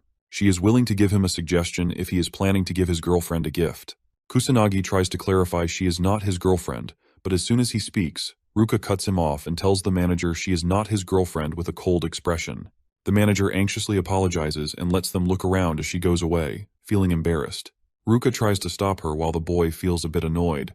They finally sit down, and Kusanagi shares how exhausted he's feeling from all the walking they did, especially in a crowded place like a mall. He's finding it hard to choose a good ring and wonders if there is something wrong with his criteria. Kusanagi notices the expressions on Ruka's face. She admits she doesn't know how to show affection, and she's aware he already knows about her trash personality. He calls her correct, and Ruka remembers she doesn't even know how to interact with her little sister. She caused her many problems because of this. She suggests it is better if he does the shopping with Yuika instead, since she is just getting in the way. He calls her wrong and says he already knows she did her research and learned the locations of multiple stores before coming. She even thought properly about which ones he should choose. She took the trip so seriously, even though it's his problem. He assures her she is a great help to him with a smile on his face. Ruka starts blushing and feels better. Yuika notices her face and remembers she never saw her sister with such expressions. She starts feeling down and wonders why she's spying in the first place. Yuika decides to go home. After a few hours, Kusanagi happily exits the mall as he was finally able to find good rings. She is still a bit confused about why he needed 5 of them. He shares he needed one for each partner. Ruka believes his partners are going to be really happy when they receive the gift, since he took his time to pick the rings. He mentions it is for the unit's equipment, so there is no reason for them to be unhappy about it. She is a bit confused to hear this but finally understands why he bought so many. He shows his gratitude for all the help she gave and thanks her properly. Ruka thinks it's fine. She is glad she was able to help him out. He decides to repay her for the effort, but she assures him he doesn't need to do anything. He pulls out the ring from earlier and asks her to give him her hand. She feels a bit shy and questions what he wants to do. He grabs it and shares it as the first special ring he made himself. He hopes she takes good care of it and smiles. Ruka is glad but starts leaving. He tries to stop her, but she doesn't give him a chance and leaves. He wanted to explain more about the anti-monster equipment, but decides to do it some other time when he gets the chance again. As she walks away, Ruka suddenly stops and stares at the ring. She hugs her hand as she admires the ring and starts blushing uncontrollably. The next day, Kusanagi announces he will hand out the anti-monster equipment now, so they can come and take one. Sanada and the other policemen wear it and feel a magic reaction. They're amazed to see magical equipment for the first time. He explains it is called anti-monster equipment, and he imbued wind magic into it, so if they use their magic powers, they can use the ring to produce wind magic up to level 1. Shido is amazed. He starts questioning how the protagonist got his hands on such a thing. Kusanagi reveals he is the one who made them. Shido finds it hard to believe, since craftsmen capable of making such precious equipment barely exist anymore. He is astonished to find out our boy can make such a thing with ease. He admits Kusanagi amazes him every time. Yuika notices her sister didn't take a ring. She notices Ruka is already wearing a ring she has never worn before. Yuika assumes it is from their date and becomes anxious as she wonders what happened after she decided to leave. Kusanagi believes they all lack proper transportation. He doubts cars are fast enough, so he calls them unreliable. Shido thinks he's right since they always arrive late. Kusanagi demonstrates how to use the wind magic spell, Aerial, using the anti-monster equipment.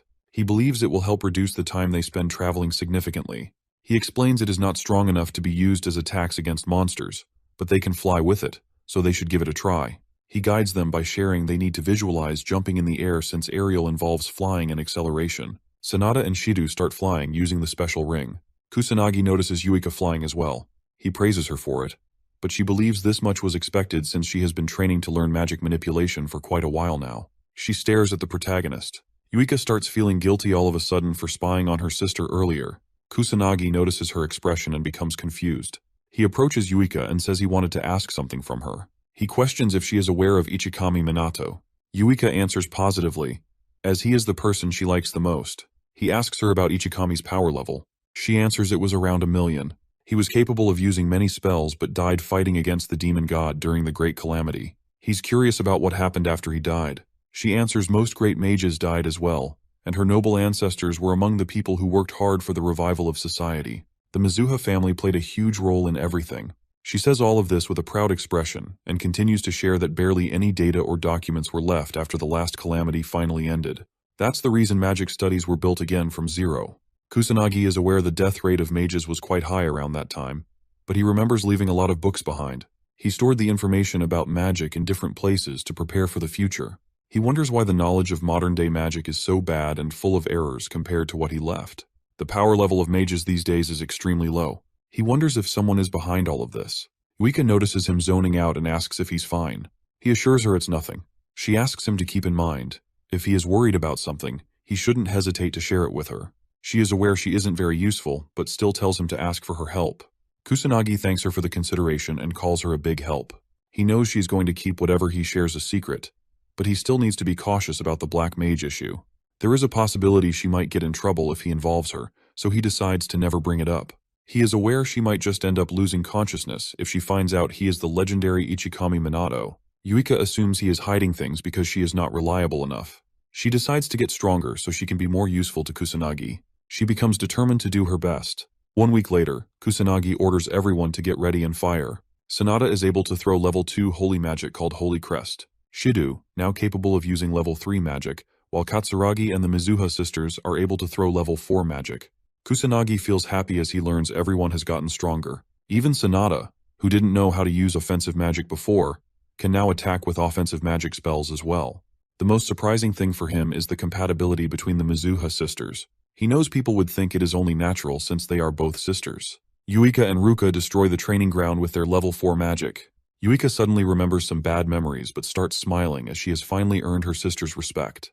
Kusanagi praises everyone for their hard work, but tells them not to get lazy just because their magic levels increased, since the levels don't necessarily mean they have gotten stronger and better at using magic. He decides to give an example and orders Ruka to use a level 4 magic spell on him. She understands him and follows his instructions. Ruka throws a level 4 attack at him, but Kusanagi only uses level 1 earth magic as a counterattack. As both magic attacks clash, everyone is surprised to see that level 1 magic was able to neutralize level 4 magic. He explains the magic levels only help with the amount of magic power that can be infused with an attack. It doesn't mean higher level magic is stronger. Even with level 1 magic, if the mage is able to infuse maximum magic power, even level 4 magic is easily beatable. He mentions the attributes of magic matter as well. Water is always weak to earth.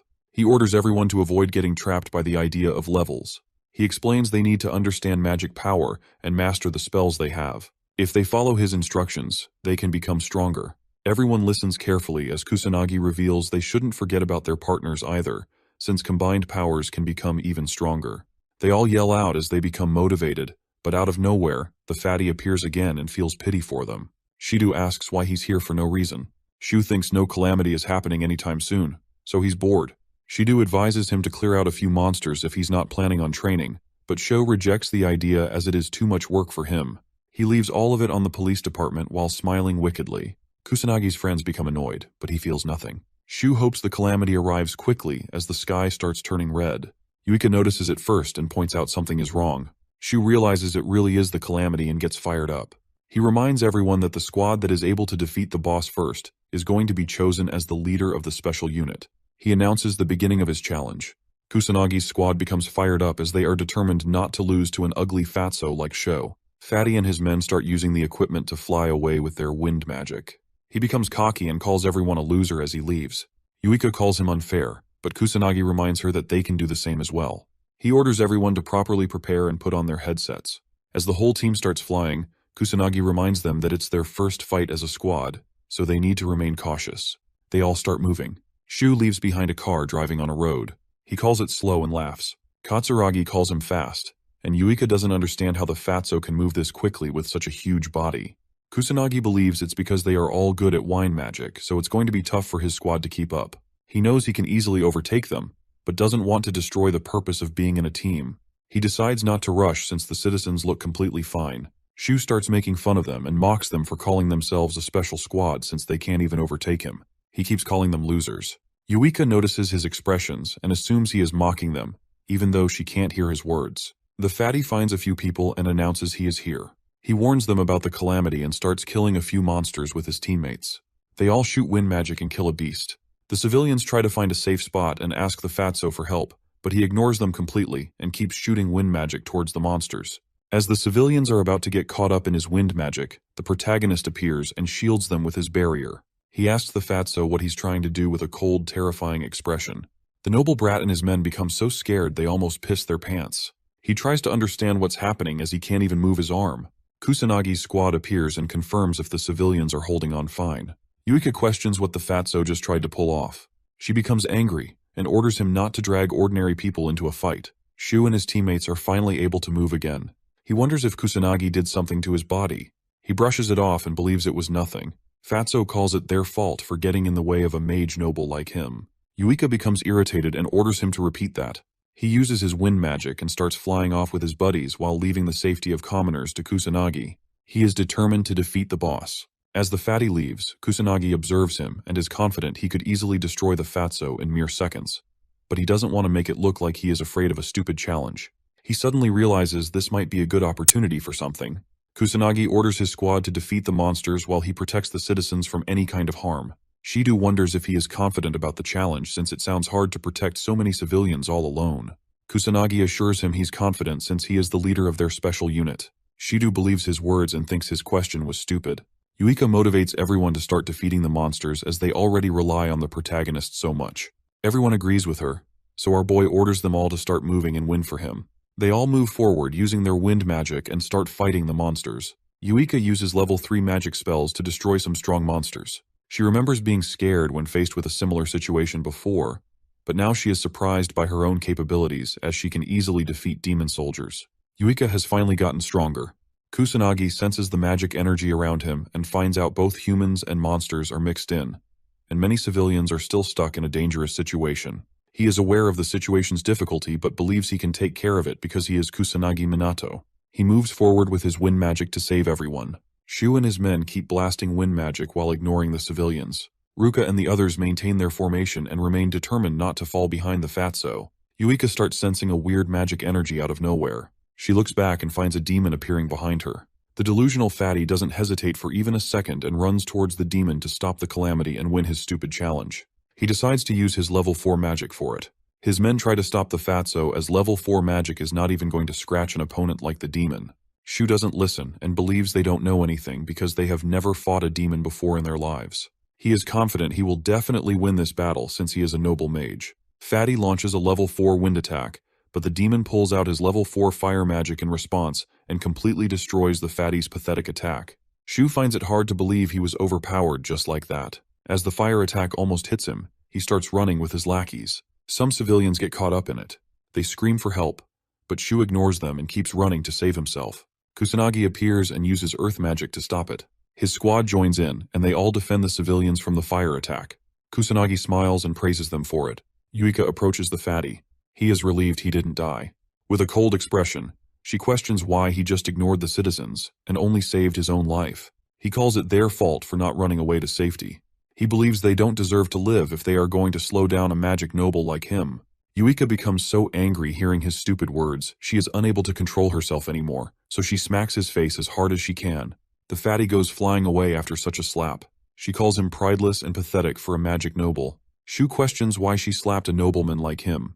Yuika advises everyone to leave his pathetic ass behind and continue defeating the rest of the monsters appearing in the city. They all agree and start moving while Sho whines about being completely ignored by her. Kusanagi observes them while bringing the civilians to safety. He notices they are acting very noisy in front of the enemy. He guesses it's fine since they were able to calm down quickly. Kusanagi decides to go look for more survivors who need his help. He thinks about remaining cautious, as the boss can appear at any time. As the demon monster appears, Shu and his lackeys hide behind a wall as they finally accept they can't defeat such a powerful monster all by themselves. The teammates advise Fatso to start retreating. Shu knows the demon monster is just too powerful for him. Even though he is a noble, he doesn't believe he can defeat it. The fatso suddenly gets an idea. He decides to let the other squad wear down the monster when they engage in a fight, and then, Once the monster is weak, he plans to intervene and take all the credit by finishing it off. The lackeys praise him for his amazing idea. He thinks it's normal for a genius like him and guesses they should stay hidden and wait for the perfect time. His men agree with him. Shido and the whole squad face the demon monster coming their way. Yuika is able to sense how strong the monster is. She doubts they can win this fight but becomes determined to do whatever she can. The whole squad starts attacking the demon persistently. They wonder if it's finally dead. But as the smoke clears, the demon comes out unscathed. Yuika finds out it didn't even scratch it. Ruka suggests they need to use level 4 magic or lower level magic with the proper amount of magic power behind the attack. The demon starts summoning fire attacks from his magic circles. He attacks them, and as they all try dodging it, Yuika learns it has gotten stronger than before. Twice as strong as the magic she has. Yuika admits the difference in power is just so big. They have no chance of winning like this. She wonders what she should do next. Kusanagi notices his squad is stuck in a bad situation. He decides to give them advice. Kusanagi orders them to work together. She answers they are already working together. He advises her to combine her powers in the truest sense. He hints that she and Ruka hold the key to victory. Yuika becomes confused and anxiously asks what he means, but he orders her to figure it out herself. Yuika tries to stop him from leaving the call, but she gets attacked by fire magic and gets busy trying to defend herself. Ruka believes Kusanagi's words hold a deep meaning, so they all need to think about it as a team. Yuika thinks her sister is correct, since Kusanagi has always led them to great things. She finally understands what she needs to do. Yuika points out the demon takes a long time casting its magic spells, so they should just avoid its attacks and ignore it for now, as they need to defeat smaller enemies as well. Yuika asks Shido and the policeman to take the east while they continue attacking from the west. She will provide a signal for when the demon throws any kind of attack. They all understand her instructions. As the powerful demon begins throwing an attack, Yuika warns and signals everyone about it. They all dodge the monster's attacks with Yuika's help. Kusanagi observes everything while saving civilians. He was expecting Ruka or Katsuragi to take the lead, but finds out Yuika is also good at it, since she can read people well. He thinks she can lead people. Yuika starts feeling tired and realizes their magic power and level might not be enough to win.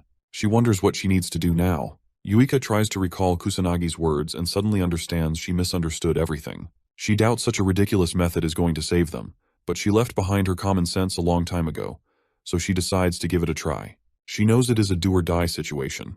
Yuika requests everyone to lend her their magic power. Fatso observes them from behind and wonders what they're planning to do. The whole squad gets ready for something. Shido tries to confirm if this is really possible. Yuika is not sure herself but knows they don't have any other choice. Ruka puts her faith in Yuika.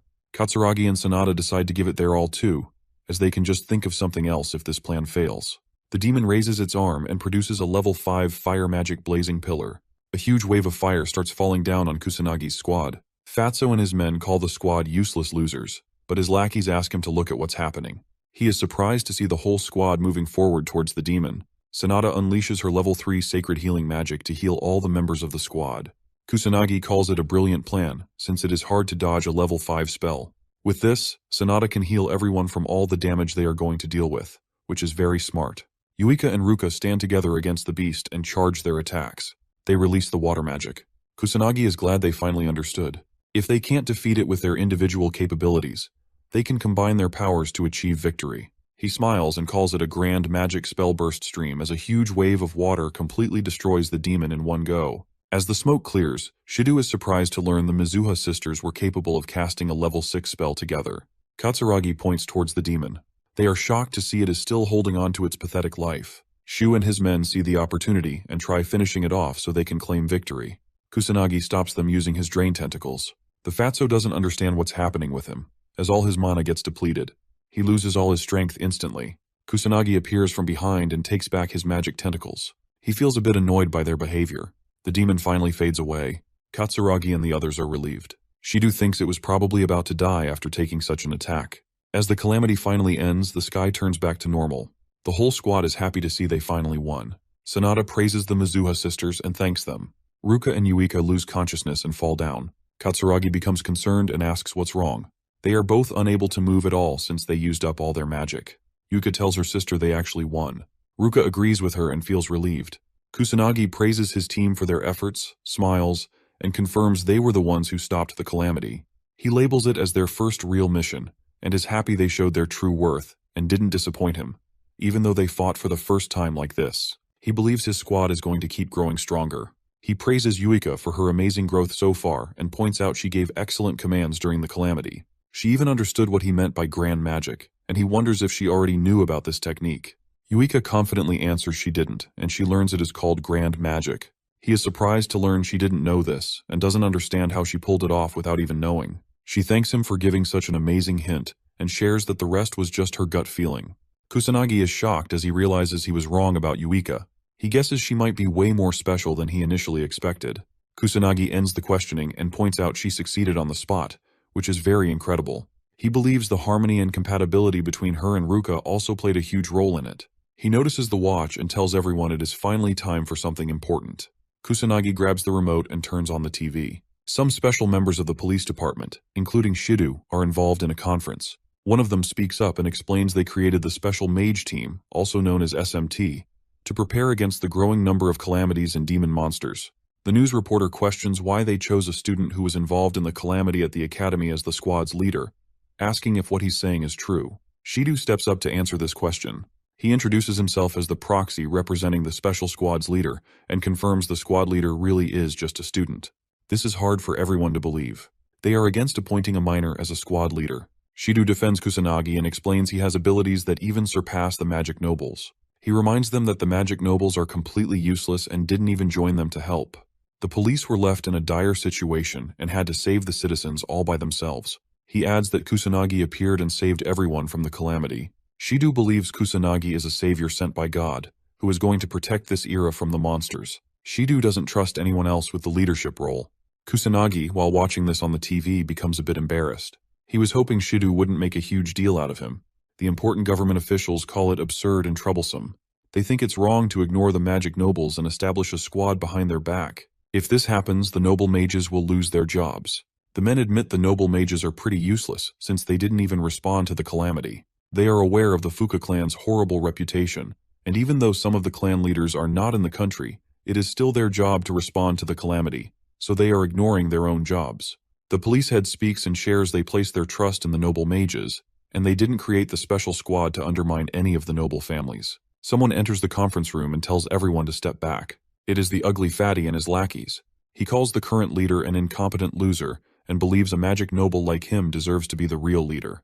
He calls them out for their rudeness in holding a press conference while completely ignoring him. His minions show support for his claims as well. Shido doesn't understand why he's here out of nowhere, even though he lost the challenge. Shu and his minions act like there was no challenge. He lies about having no such promises. He calls his words the magic noble absolute and tells everyone to just listen to him. A news reporter moves forward to ask a question. He gives her permission to ask anything. She informs everyone that she learned he didn't help any civilians during the calamity that happened recently. He instead kept dragging innocent people into his fights. She asks if this is true. Shu becomes anxious and answers that nothing like this happened, but the other news reporters call him out for his lies since they have proof of his wrongdoings. The officials question if a magic noble is really doing such horrible things. They call it unacceptable since the citizens are always the top priority. They don't let his actions slide this time. Fatso becomes terrified and orders everyone to shut up. He doesn't accept his fault and blames it on the civilians for getting in the way of a magic noble like him. He calls everyone peasants and orders them to stop talking. Shido believes everyone already knows that the current magic nobles are corrupt. He points out how important it is to have heroes like Kusanagi, who will lead the nation and protect people from monsters. Heroes who will fight with zero selfish intentions. He thinks Kusanagi is perfect to be their squad leader. Shido points towards the fatty and tells everyone they don't need corrupt and selfish magic nobles who don't care about the citizens. The news reporters take Shido's side, while the head of the police department becomes concerned. Fatso leaves frustrated and makes it clear to everyone that he will definitely take his revenge and make them regret what they said to him. Kusanagi smiles awkwardly as he sees the fatty leave. He is surprised Shido didn't hold back at all this time. Yuika shows everyone the videos about the calamity that were posted on the internet. She reveals that the magic noble Fatso is getting a lot of hate for his actions. Kusanagi becomes a bit terrified of the internet since things spread very quickly. Yuika suddenly gets surprised. Kusanagi asks what's wrong, with an anxious expression. Yuika shares that all of their faces got caught on camera. Kusanagi becomes frustrated as it is impossible for him to hide his real identity after this. He was hoping to not stand out as much as possible, but knows things will become more complicated for him after this. After a few days at the meeting room, Kusanagi becomes surprised as he sees the huge crowd of people gathering. He wonders what's happening. Shido shares that the higher-ups are giving their approval easily now, out of nowhere, and the number of people hoping to volunteer has suddenly increased as well. Shidu anxiously smiles and believes this is happening because of the information that got spread on the internet and the press conference that happened recently. Shidu starts apologizing for not holding back during the press conference. He is aware he made a mistake, and he somehow wants to make it up to Kusanagi. Our boy was hoping he could train more people but didn't want to stand out this much. Yuika appears from behind and grabs his arm. She suggests he should just get used to it since it's hard for the world to take its eyes off of someone as special as him. He calls it troublesome, and hopes he can avoid attention after this at least. At night, somewhere inside a mysterious place, a man tied to a chair gets asked a question. A guy holds his knife near the victim's throat and orders him to reveal everything or he's dead. The guy with red hair becomes terrified. He gets asked about the Black Mage but tries to clarify he already told everything he knew. He shares that the Black Mage is a young kid who can cast strong magic spells. The man slashes the red-haired dude with his knife and threatens him to reveal everything or he's dead. The victim becomes terrified and begs for his life. He finally recalls something else. The red-haired dude shares that the police are consistently checking the Magic Academy to learn more about the Black Mage, so there is a rumor he might be a student. He swears he doesn't know anything else about the Black Mage. The kidnapper believes in his words but calls it disappointing. The victim hopes he will get released now since he revealed everything. The mysterious man assures him he will, but kills him and clarifies he will get free from life's grasp instead. The victim bleeds out and dies. The mysterious four-eyed man becomes angry as blood splashes onto him. He calls it filthy and starts rubbing off the blood. He was able to learn the Black Mage might be a student. He gets excited and starts smiling wickedly as he wonders how terrific a young kid's screams will sound. He hopes the Black Mage is waiting for him. Kusanagi lands in Shinjuku while wearing a mask to hide his face. He defeats a monster and starts looking around. Our boy spots a few kids with a camera in their hands. One of the kids starts recording the dead monster Kusanagi just killed, and they both call it the work of the Black Mage. One of them is a bit frustrated that he couldn't make it on time to film Kusanagi. Our boy was hoping the hype and interest people had in the Black Mage would have decreased by now, but he realizes he is totally wrong as he finds many people searching for him, even in such residential areas. The police are involved as well. He is glad the police are dealing with monsters and disasters properly now compared to when he was reincarnated. He guesses the people don't need the Black Mage anymore. Kusanagi notices something happening on the ground. A few thugs corner a helpless man and demand 10 million yen from him. They order him to just sell his organs if he can't pay up. The man tries to defend himself and clarifies he only took 200k yen, but the thugs start using their magic and call it interest on the loan. They try teaching him a lesson, and as they are about to attack him, Kusanagi jumps in and shields the man from the thugs. The helpless guy uses this opportunity to leave. The thugs become angry and question if he thinks he's some kind of cool hero. They try fighting Kusanagi, but he decides to give them a taste of pain so they stop acting this way. They get beaten up and apologize afterward. The men promise they won't do anything to resist. The Black Mage wonders why the police aren't dealing with illegal mages even now. The thugs recognize it's the Black Mage. They start talking about the rumors they've heard. One of them mentions the underground syndicates are after our boy. They get anxious about being on another gang's turf. Kusanagi hears them talk and asks about the organization. They become terrified and try to act dumb. The thugs say they don't know anything while begging him to let go of them. They promise they won't tell anyone they met him. The Black Mage wonders how much they know, so he decides to let them go if they reveal everything. The thugs agree, and one of them reveals the Black Rebellion is an underground organization of mages who are hidden from the public. He shares they have their hands in all sorts of horrible crimes like money laundering, controlling the Yakuza, gangs, or mafia. The organization is behind all of it. The thugs share that the Black Rebellion even has connections with the media and politics, so they have the freedom to do whatever they want. The thugs smile awkwardly and tell him there's a Black Rebellion branch nearby as well. They came here in hopes of getting a job there. He beats them up and starts leaving the sketchy alley. Kusanagi remembers Sanada mentioned something about the increase in illegal activities. He was finally able to learn the Black Rebellion is behind all of this. Our boy calls it interesting and gets a bit excited. He decides to leave the calamity and the increase in monsters to his student version instead, and clean the underworld whenever he goes out as the Black Mage. He guesses he should start with the Kabukicho branch first, since it is the nearest. Our boy reaches the place and sees a crowd of men and women doing sketchy business. He is surprised by how lively the modern entertainment district looks. Kusanagi feels a bit annoyed but moves forward and starts by sensing the magic around him. He can't tell which ones belong to the organization since he is dealing with humans this time. Our boy decides to start by arresting a few criminals doing sketchy activities around the area. He finds two selling drugs in a dark alley. They notice him and get ready to attack, but the protagonist beats the crap out of them and tries getting any information out of them. He is barely able to learn anything but decides to report it to the police so they can take care of the rest. He beats a few more men and learns the organization is gathered at a place called Western. The man assures him he's telling the truth and hopes he can leave now since he revealed all the information he had to offer. Kusanagi beats him up and leaves, hoping the information he got is correct. At the Western bar, a pretty woman with purple hair enters and sits near the bartender. He asks for her order. She gives him some cash and hopes he can provide information. He takes it and lets her speak. The mysterious girl questions the bartender about the Black Rebellion's hideout. The bartender calls her question wrong. She becomes a bit concerned. He corrects her and says she should be asking about what's going to happen to her next. The purple-haired girl realizes it is a trap. She looks back to see a few thugs getting up. One of them knew someone was sniffing around, but he didn't expect it to be a beautiful woman. She realizes she has made a huge mistake by believing in false information. The thugs attack, but one of them orders to keep her alive. The helpless girl attacks as well in hopes of saving her life. She doesn't waste a second and rushes toward the exit but gets hit by fire magic from behind. The woman falls down and becomes injured. The thugs like her tough attitude and decide to use her for her beautiful body. She becomes hopeless and apologizes to her brother in her heart, as she couldn't do much. As the thug almost grabs her, the protagonist enters the bar, surprising everyone. He completely ignores what's happening and goes right toward the bartender. Our boy asks if the Black Rebellion members are in this bar.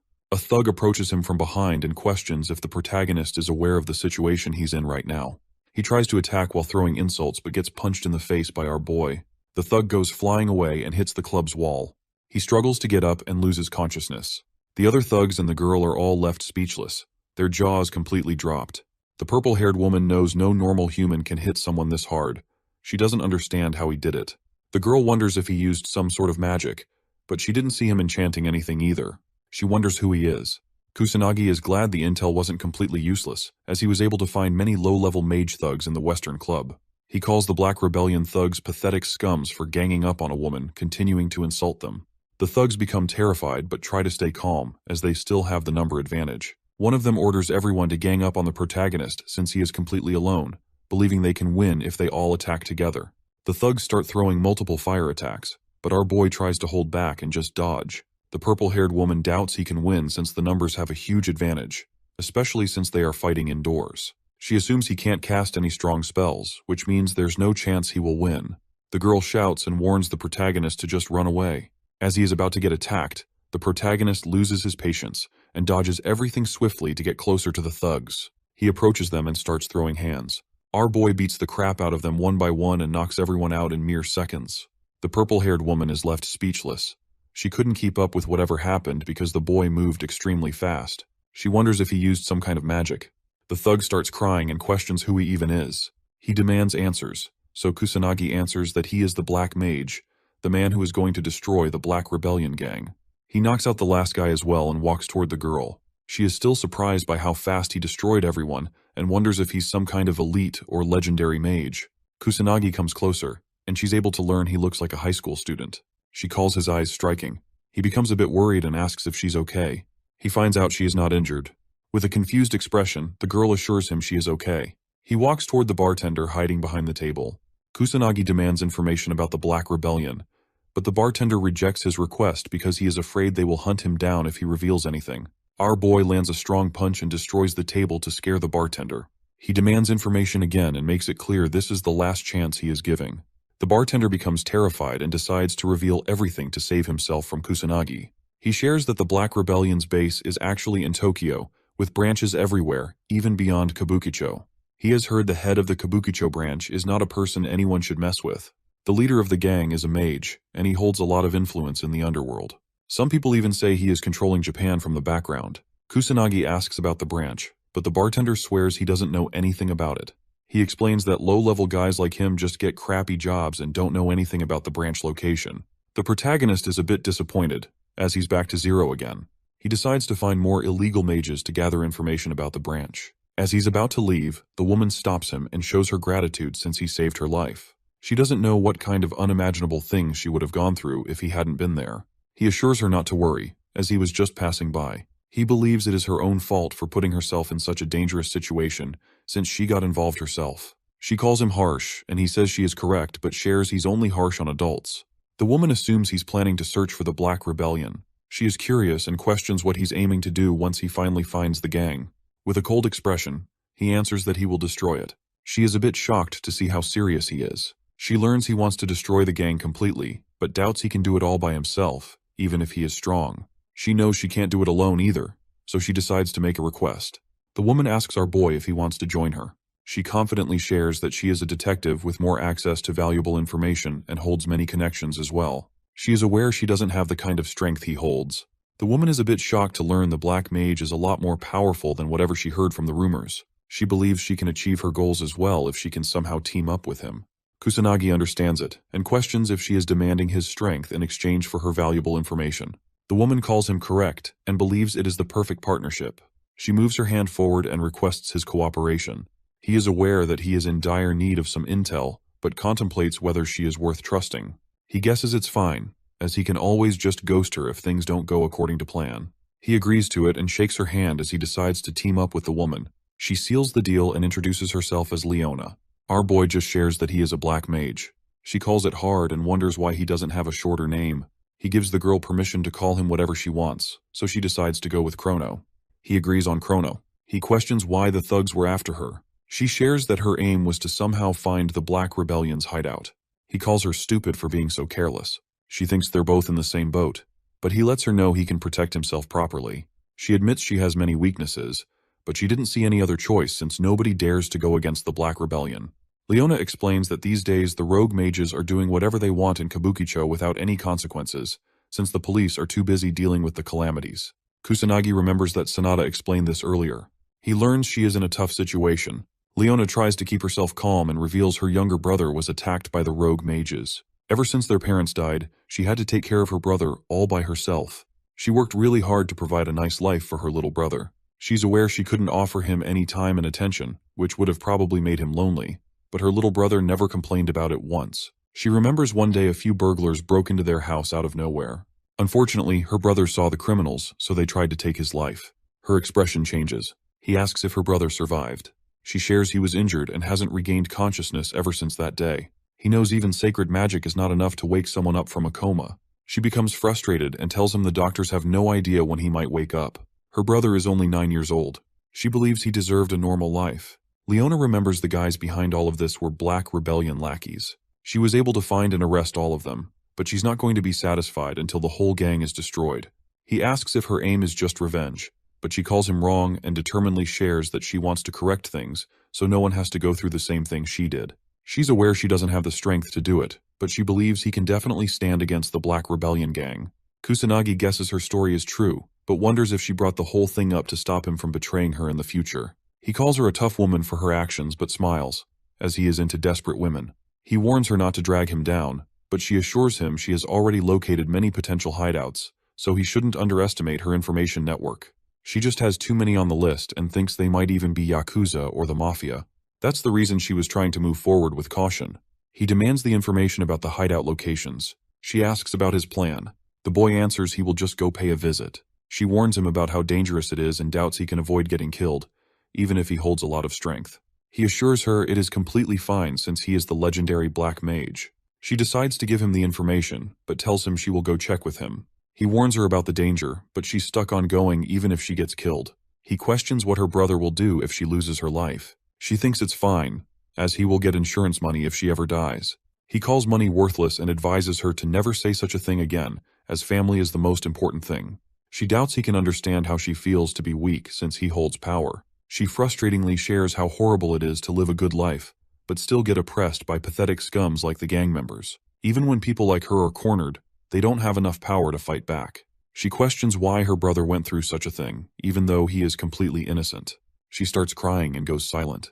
He starts moving, so she asks what he's trying to do. He demands the hideout locations and assures her the gang members are going to pay for their crimes. She stops crying and finally cheers up. She gives him the information but thinks it will be hard going everywhere on foot.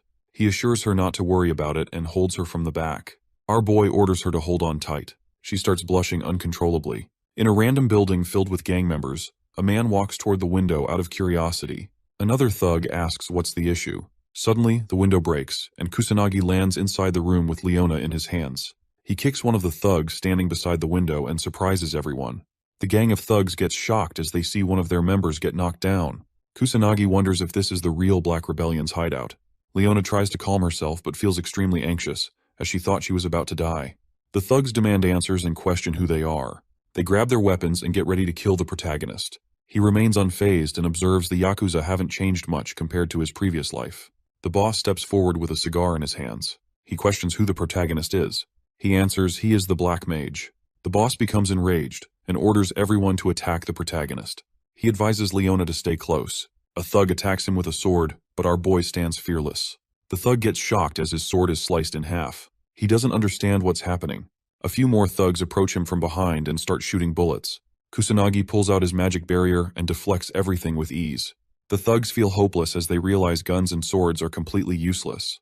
They start calling the Black Mage a monster, but he ignores them and approaches the leader. He asks once more to confirm if the guy really is the boss. He also questions if their group has any ties to the Black Rebellion. The boss starts shaking and remains silent for a second, but then shouts at Kusanagi and insults him. He makes it clear the Black Mage won't leave unscathed. He warns the protagonist not to underestimate the Yakuza like this. The gang starts shooting and attacking again, but Kusanagi remains unfazed and calls them stubborn for not understanding. Leona thinks he shouldn't expect cooperation from such people. She doesn't understand how they're still unharmed after so many attacks. He senses none of them are real mages, so he guesses they have no ties with the Black Rebellion. Kusanagi decides to clean up the whole mess. The boss warns him he's messed with the wrong people, but our boy doesn't let him finish and moves forward to land a kick. He beats the crap out of them and sends them flying with just one kick. The Yakuza finally give up. Leona is shocked it ended so quickly. Our boy is annoyed they couldn't learn anything, so he decides to move to the next location. Leona learns how strong the Black Mage really is. She starts to believe he might be enough to destroy the Black Rebellion for good. He grabs the woman and holds her in his arms. She becomes anxious as she realizes they're about to leave again. He jumps out of the window while carrying her. She screams in fear and asks him to stop, but he continues to move forward. They reach their next destination and make a grand entry through the window once again. In mere seconds, our boy defeats the whole gang. They all bow down to him and beg for mercy. Once he's outside again, he wonders why they keep getting attacked every time. He calls the Yakuza completely stupid. She agrees with him, but clarifies no gang members will ever listen to him. Leona frustratingly requests him to stop barging in through the window every time. She thinks they're just ambushing the Yakuza at this point, but she's had enough of all the flying. He understands her and shares he didn't follow any rules since they're dealing with Yakuza. She calls him illogical, so he decides to agree with her and play by the rules this time. They both reach another location and knock on the door. A bald guy comes out and questions who they are. The boy shares he's here to learn about the Black Rebellion. The bald guy shuts the door close and orders them to get lost. Kusanagi becomes annoyed and slams open the door with just a kick. The gang members become alert and question if they're getting raided by a single man. They order him to reveal which clan he belongs to. But Kusanagi clarifies he's just here to learn more about the Black Rebellion. The bald guy loses his patience and moves forward to throw a punch. Our boy was hoping he could talk peacefully for once, but since he has no other choice left, he fights back and easily destroys the bald guy. The other gang members get surprised. Kusanagi ignores the lackeys and tries to find the boss himself. A man named Ushiro moves forward and reveals he's the boss. He questions why our boy barged in like that. He gets straight to the point and asks if they have any ties with the Black Rebellion. The boss understands his question, but his lackeys find it disrespectful and pull out their weapons to fight our boy. Ushiro orders his men to stop. They try to say something, but he makes it clear to them that they can't handle a person like Kusanagi. He decides to answer the question and reveals he has zero connections with a pathetic organization like the Black Rebellion. He clarifies that honor is very important for his clan.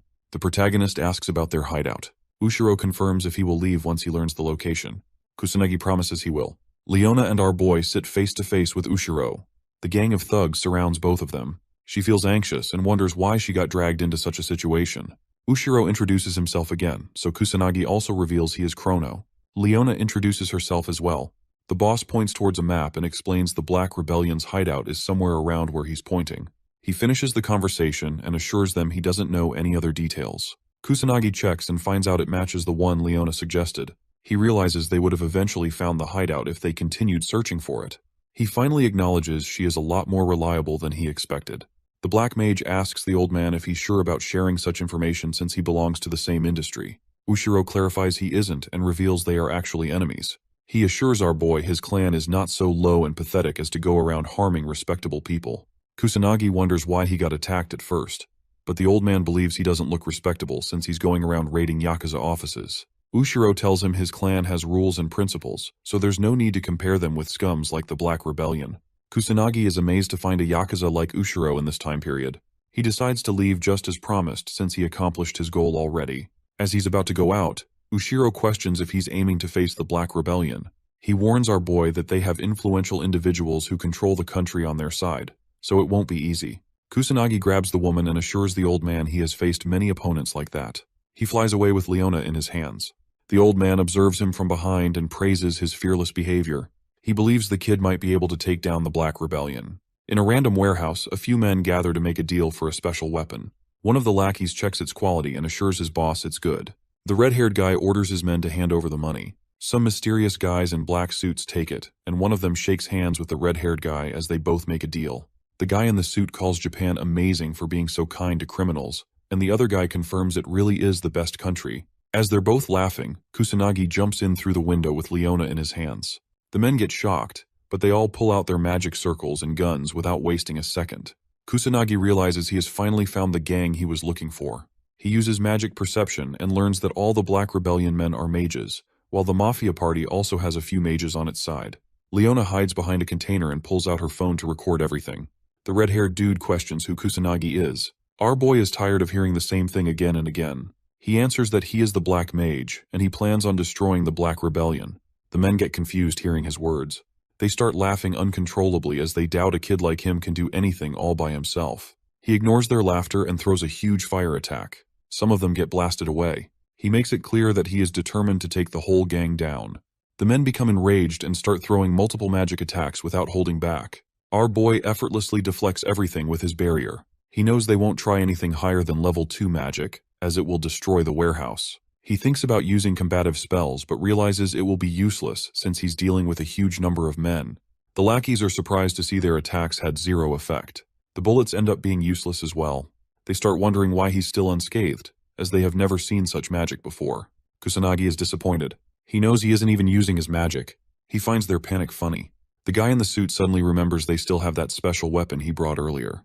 They suddenly become cocky and warn our boy not to be so confident. He notices the change in their behavior. As the men begin wearing masks and pull out the special weapon, Kusanagi notices what it is and quickly orders Leona to run outside. She listens to him and leaves. The thug throws a gas bomb, but our boy uses his magic to stop it midway. It blows up and poisonous gas leaks out. The men doubt he can save himself from such a thing, no matter how strong he is. They think the game is over and feel relieved the Black Mage dropped dead. They begin moving forward to check how his dead face looks. As the smoke finally clears, they both get surprised as the boy comes out unscathed again. The gang members find it hard to believe and question how he's still alive. He explains no magic can save him from poisonous gas, but it is just gas in the end, so he can simply use his wind magic to circulate the air around him. He finds it stupid and lets them know a powerful mage like him won't fall down so easily. The men become terrified and try calling for backup, but no one picks up. Kusanagi calls it useless, as he has already taken care of it. He reveals he has already destroyed all of their hideouts, so they're the only ones left. Kusanagi orders them to get ready and beats the living crap out of them. He feels satisfied after completely destroying Kabukicho's Black Rebellion, so he decides to go look for Leona. Our boy suddenly notices someone behind him. A man comes out from the shadows with Leona as his hostage. He's surprised the protagonist took care of everyone all by himself. He admits it is impressive and smiles wickedly as he shares he hopes to negotiate with the Black Mage.